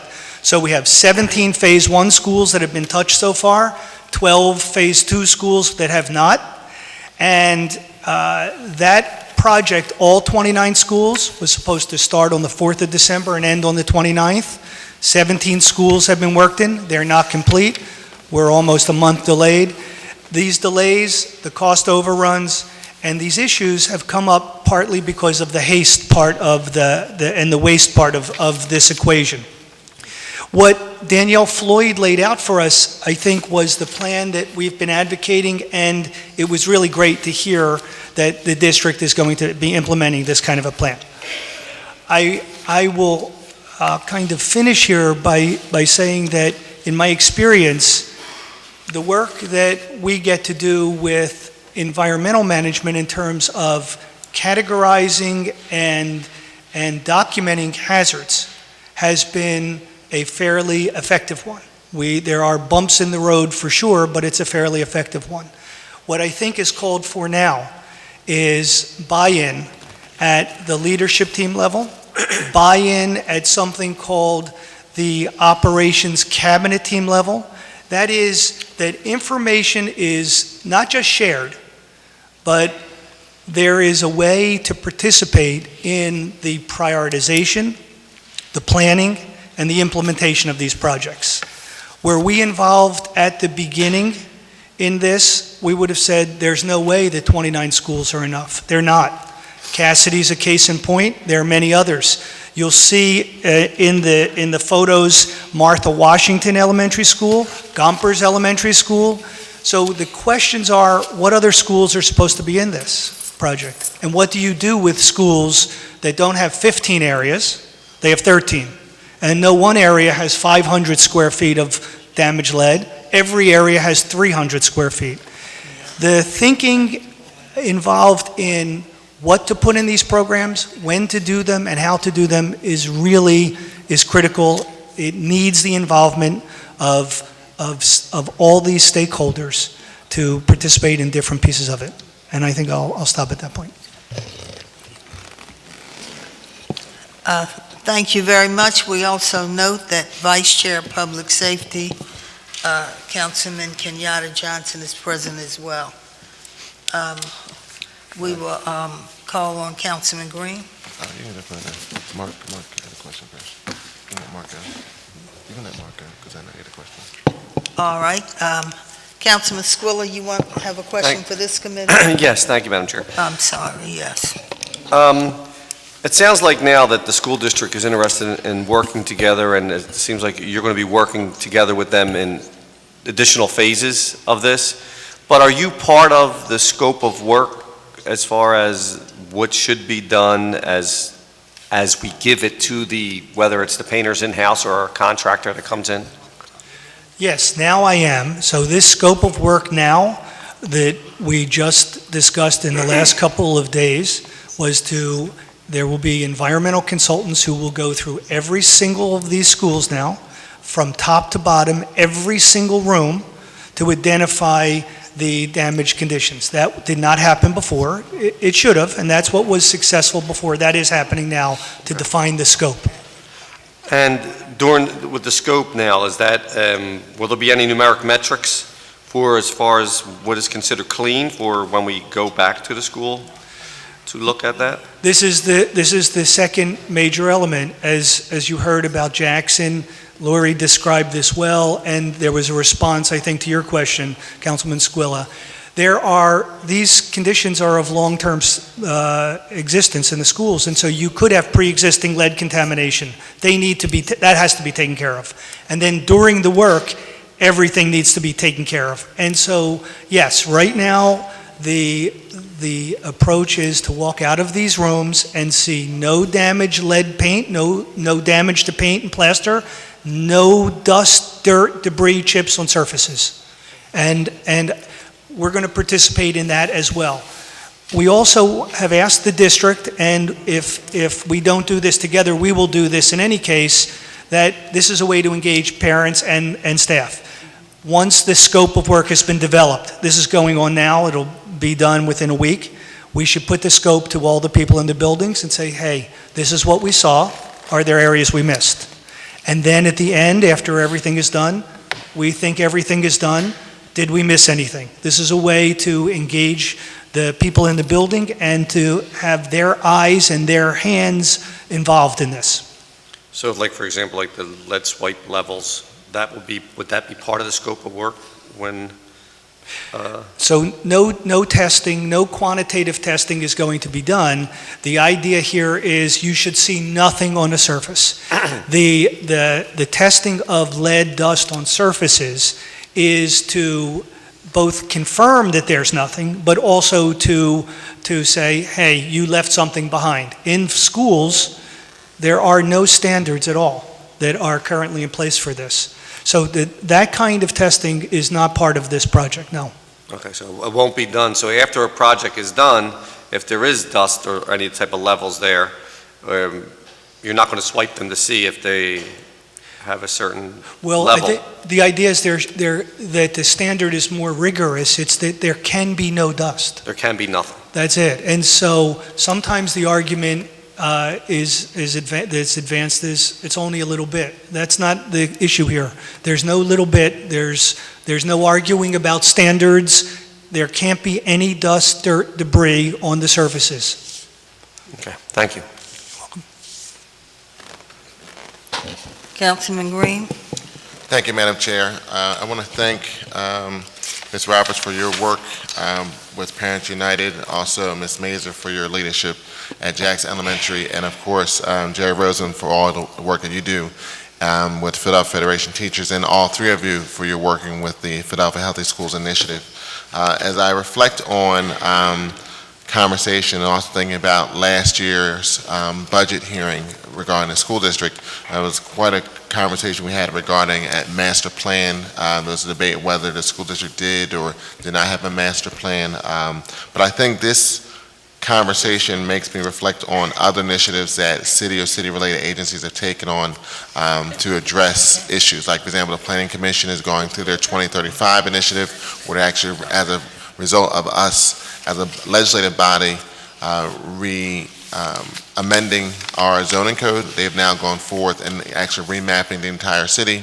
And so that type of big effort is something I think is needed from the master plan perspective of having a collaborative conversation with organizations like Philadelphia Healthy Schools Initiative to talk about how we can strategically look at all of our schools and have an engagement process, just like we're now doing with the lead paint stabilization plan, and hopefully we'll have similar plans for mold and other issues in the school district. So I want to hear your thoughts on that type of concept of maybe having some type of collaborative conversation and then a strategic process of how we go through the buildings, school buildings in our city in reference to renovations, changes going forward, and do it in a truly participatory way, so that way people are fully informed that, okay, next week, 2 months from now, 6 months from now, we have plans to make changes to the school or those type of things. I think that what we've come up with and we've been trying to advance is the involvement of school staff, parents, and the other direct stakeholders, the unions that represent them, technical expertise, and not to come up with some kind of a task force that would start by looking at all of the sources of input data. As Ms. Floyd said, you would need to have a larger group of stakeholders also get to see the facility condition assessment, the indoor environmental quality dashboard, and the other documents to take a look at where should we start, how should we start, where should money go. Jackson Elementary School is an interesting, very simple example. Lead stabilization work was done there in several areas. In one area, it's been done 4 times now. The reason it's been done 4 times is because that area has a source of moisture and water intrusion that keeps damaging the work that was done. It's been kind of a thorn because each time we go back to inspect, we see damage, and it may be because the work wasn't done right or something else happened.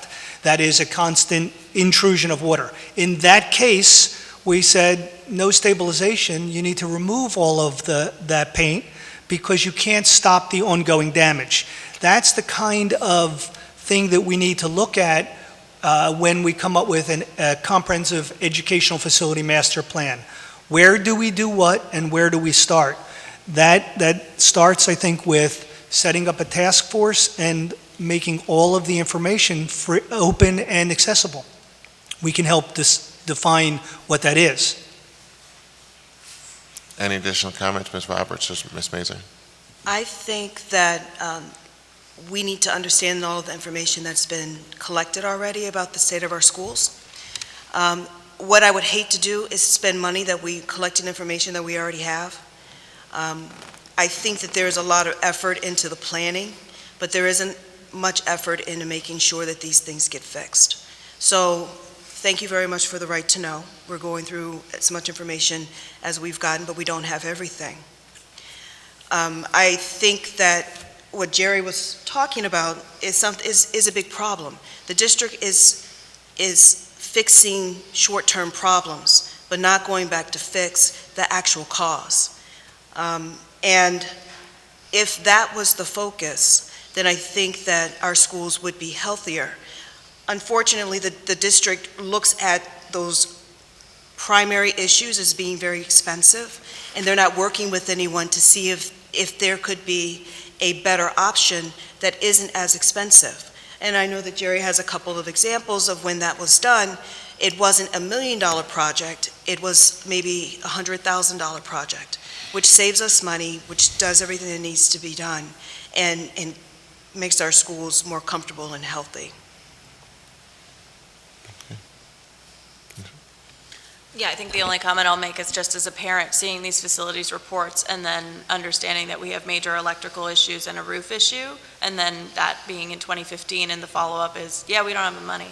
And it just perpetuates and creates problems, and then probably create some of the water intrusion that Jerry's talking about. And, you know, our building engineer takes time out of his day to check the drains, make sure that the roof isn't blocked. No, it's not that. It's just that it can only be, as someone said, you can only patch something so many times. So understanding what the plan is, you know, I guess parents have a long list of flaws and an insurmountable budget number, and that is doing no one any good right now. We need a plan that actually tackles these things, and I think people will be satisfied if we can get the information in the parents' hands that generates these reports, and then be able to hold accountable the folks who are supposed to be doing this work. Okay. As a practical matter, and maybe you can help us with this at the coalition, is we've talked about trying to sit down on a regular basis to brief the superintendent. The superintendent is often not hearing from this end of the universe about these situations, and I think that it would be something very positive and helpful to get a chance for Dr. Height to hear and understand what we're seeing in the schools from a professional standpoint, what we're experiencing in the schools, and what these buildings actually look like, and what some of the issues are. Similarly, I've made a request to the district to sit at the operational cabinet team level, which is where projects like the lead stabilization project are formed and formulated. At that point, as I was saying, what would have been raised is, I think we need to do something a little different than this. And who knows if that would be successful or not, but at least it would be out there and clear. So that's a place to actually sit and have some of these conversations. Okay, thank you. Thank you very much. Councilman Johnson? Yeah, I just want to do a follow-up to that statement. So is there a direct conversation with yourself and your organization, Mr. Roseman, and the School District of Philadelphia?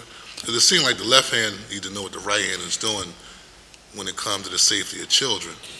And so what's the progress on that? Well, we haven't made enough progress, and I think you're right. You know, one of the overarching problems in the district, and that we all face, because it is us, really. There are children, there are schools, is that the departments of the district, working hard, are not communicating well with each other, and you see that when you look closely. And the way to pull that together, I think, is through the Chief Operating Officer, who's overseeing maintenance and capital. So far, we've not made enough progress in getting a seat at that operations cabinet team level. I think that that's critical. It has been discussed, but we haven't gotten any positive feedback as of yet. Ms. Floyd, you want a rebuttal? Good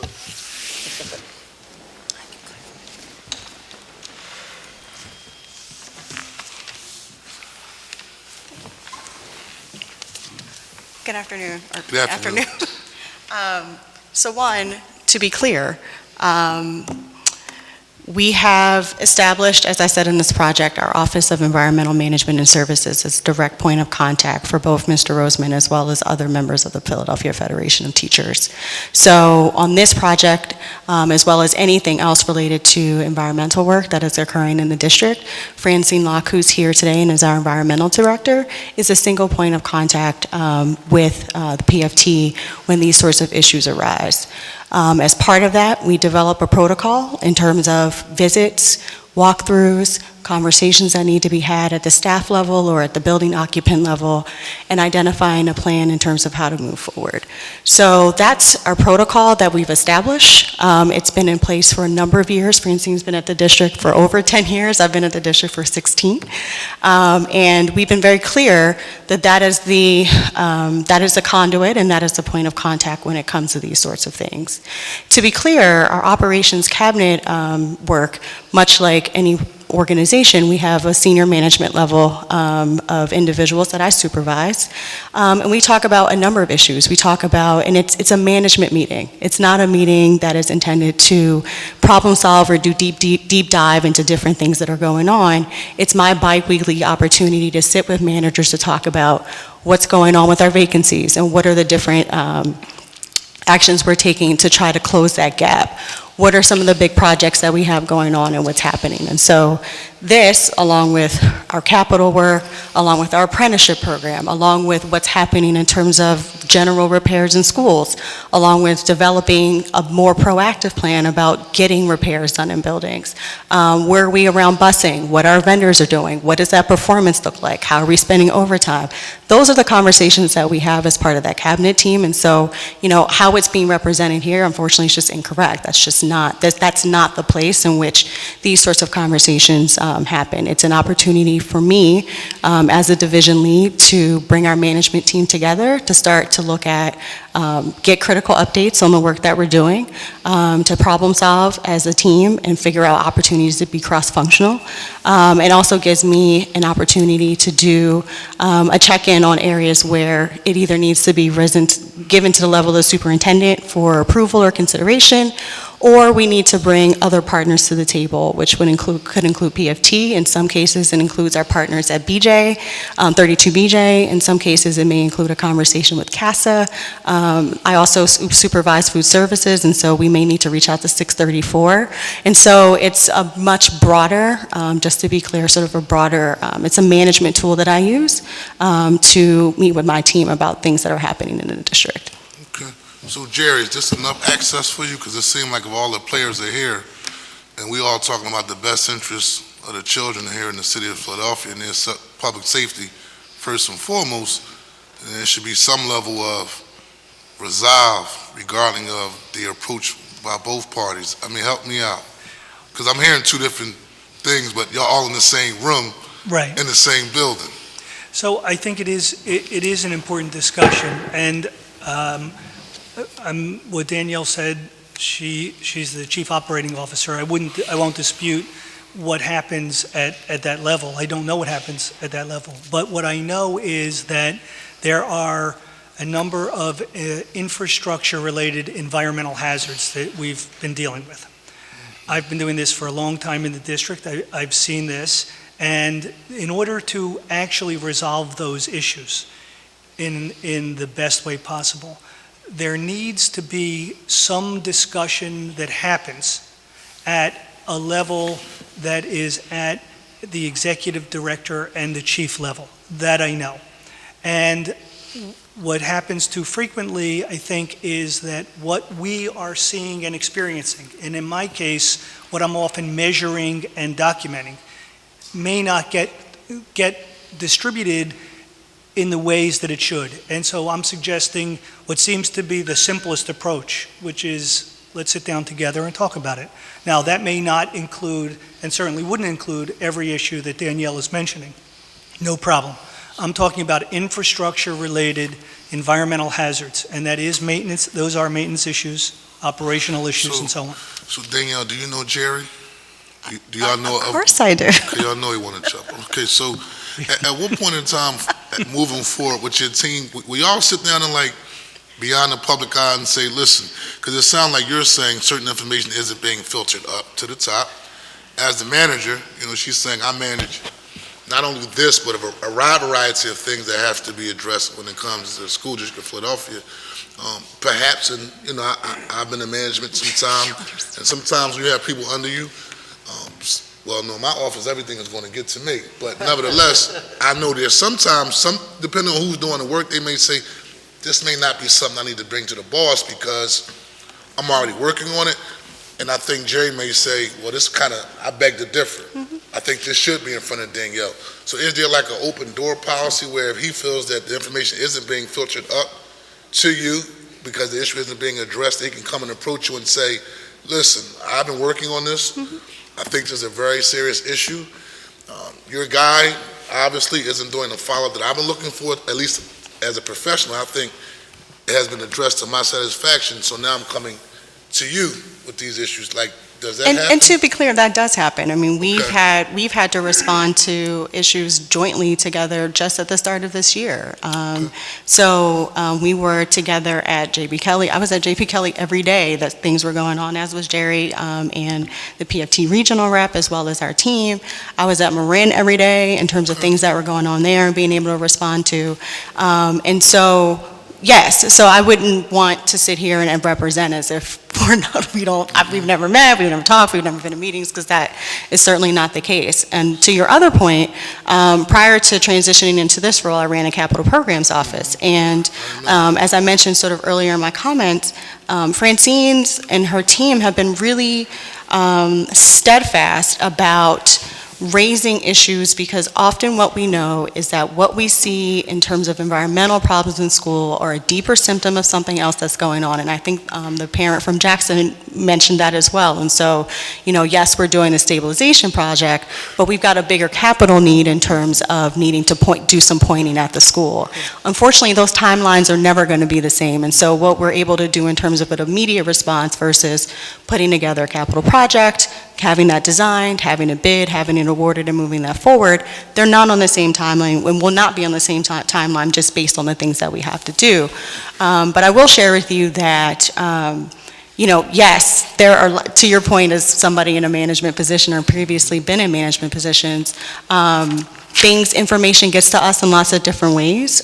We get information from the PFT. We get direct feedback from BJ, because they're in buildings every day just trying to keep them going and maintaining them, and often, want to make sure, trying to figure out what we need to do to better support them, especially around getting them confident in terms of building operation and management, and how are we supporting them and being strong building operators in that school, but also recognizing that, there are things that will get to a place that are above what they can do in terms of their day-to-day work. And so, I think somebody said it earlier, our challenge is that the problem is so great. We've got a finite set of resources, and we are working as diligently and as purposely and as intently as we can to take those dollars and put them in the places where it's needed. And so, like a Cassidy that was mentioned earlier, that's a school to me where you've got it's a 60% or higher on the facility condition index. We made a decision to expand that school from a K-6 organization to a K-8 organization.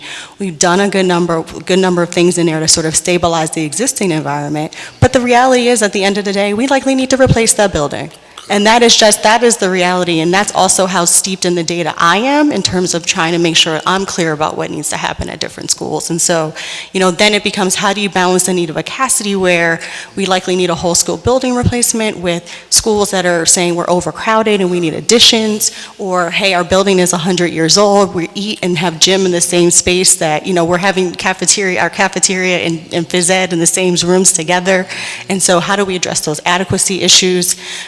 And so it's a big challenge. I think that you've heard that. I think we all agree, and as I said before, I do take great comfort in that there's a community here, both from council as well as from our union partners and from our parents that are like, hey, we want what's best for kids. I mean, I honestly, truly believe that. We may not agree on how to get there, but I do believe, I do take some comfort in knowing that we're all moving towards that goal. And so, as an organization, we have to figure out ways where we can be more inclusive and also improve our communication so that when we are doing something, we're telling people early, we're telling them often, and we're giving principals and parents a level of comfort that, what we're doing is in the interest of making things better for students. I apologize for being so lengthy, but I just wanted to, I appreciate the question, but also wanted to make it really sort of clear how we organize and we work.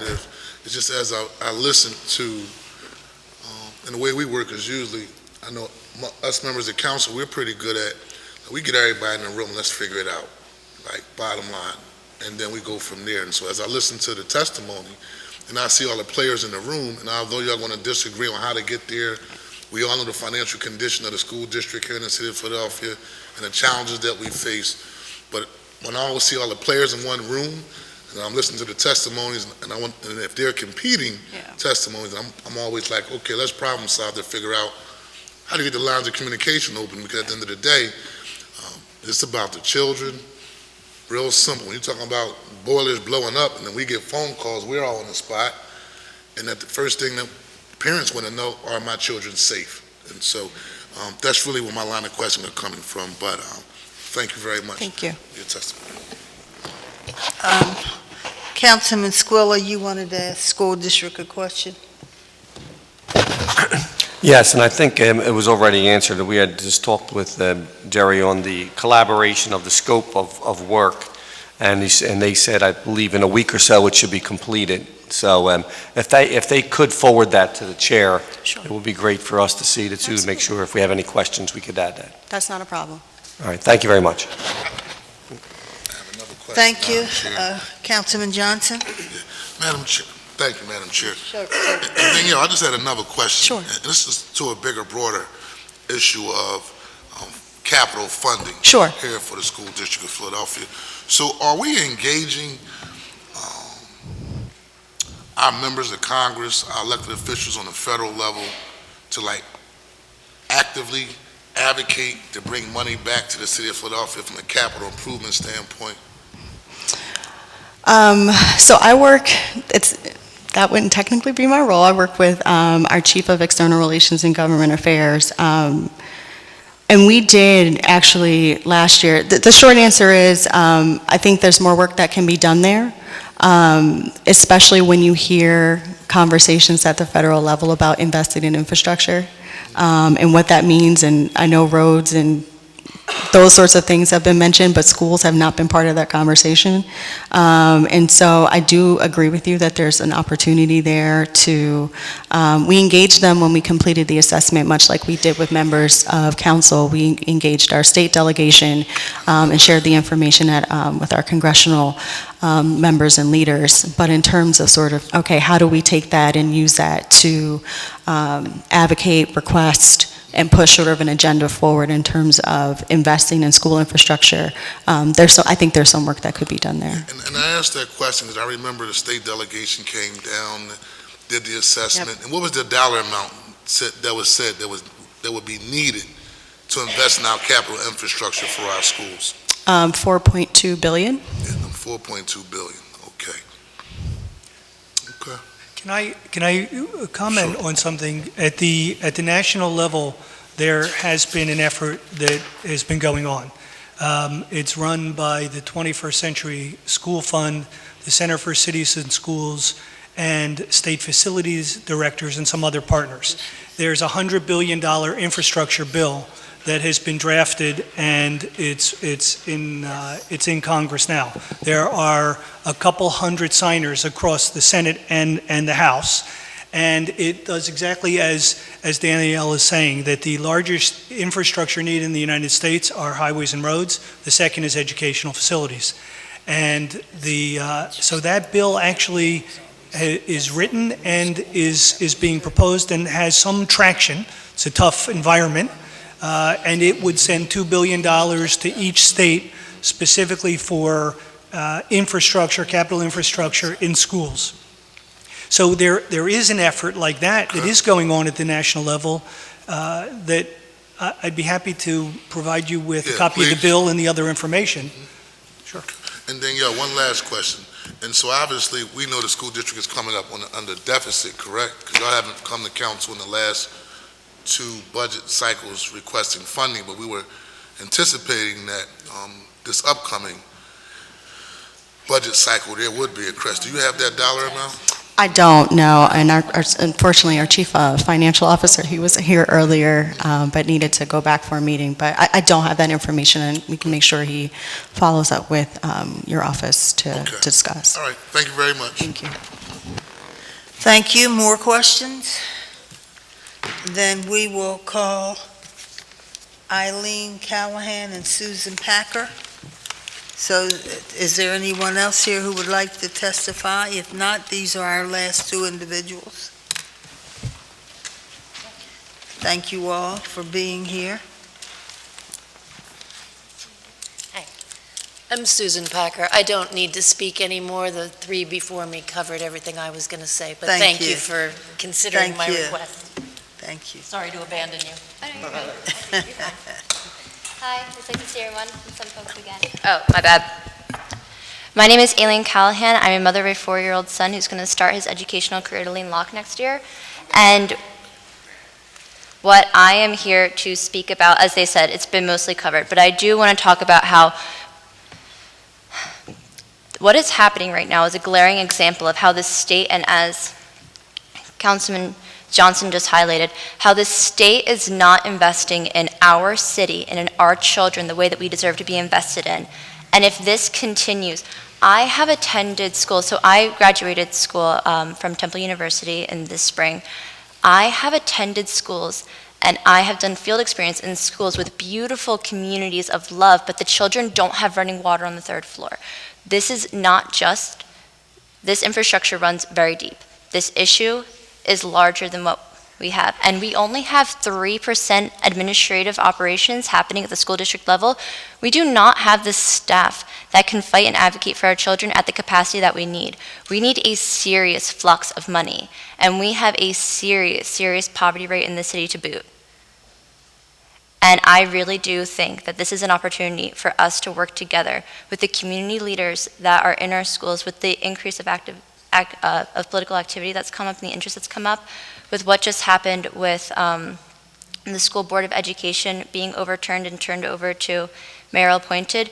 We have an opportunity to develop channels of communication from our parents, teachers, students, and up, and not just through the school district administrators running around, because there's only 168 hours in the week, you know?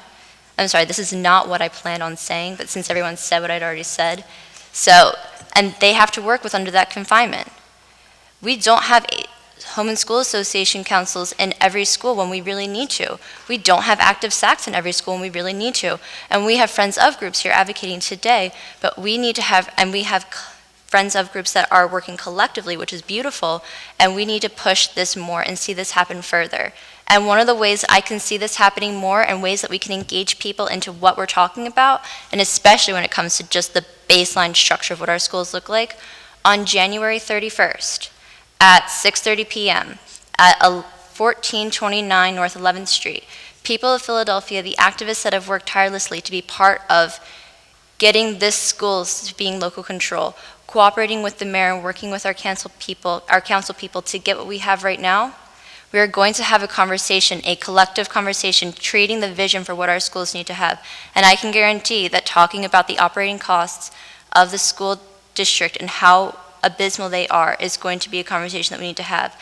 And there are many people in this city that right now are not providing their fair share of the resources. And we need to work together to get that income, to get that revenue. I have a 4-year-old son. I need this. I know you guys need it too, because we need to have our kids, have the literacy levels that they deserve to have, so that they can get the kind of jobs that they need, so that they can take care of their families. It's not a huge lift. Yes. Thank you. Very, very important. Anyone have any comments, questions, or statements they want to make? Very important testimony. Anybody back there, school district, or others who would like to comment on what she's saying? Very important, Ms. Callahan. Thank you. I do want to just say it again, 1429 North 11th Street, January 31st at 6:30 PM. That is the live event of North what street? North 11th Street. 11th Street. Yeah. This is an opportunity for us to work together, to combine the grassroots efforts that we obviously see happening in our city with the council people that we have and with the structure that we have that obviously shares the same values. As Councilman Johnson just said earlier, we all have the same goal. We want what we need for our people. So why can't we work together? So I'm really excited to see that happen. That's it. Thank you very much. No problem. Any other questions or comments by anyone in the room? Seeing none, then we will conclude our hearing subject to the call of the chair. We thank all of you. I want to thank both committees, Public Safety and Education. And again, we will recess subject to the call of the chair. Thank you.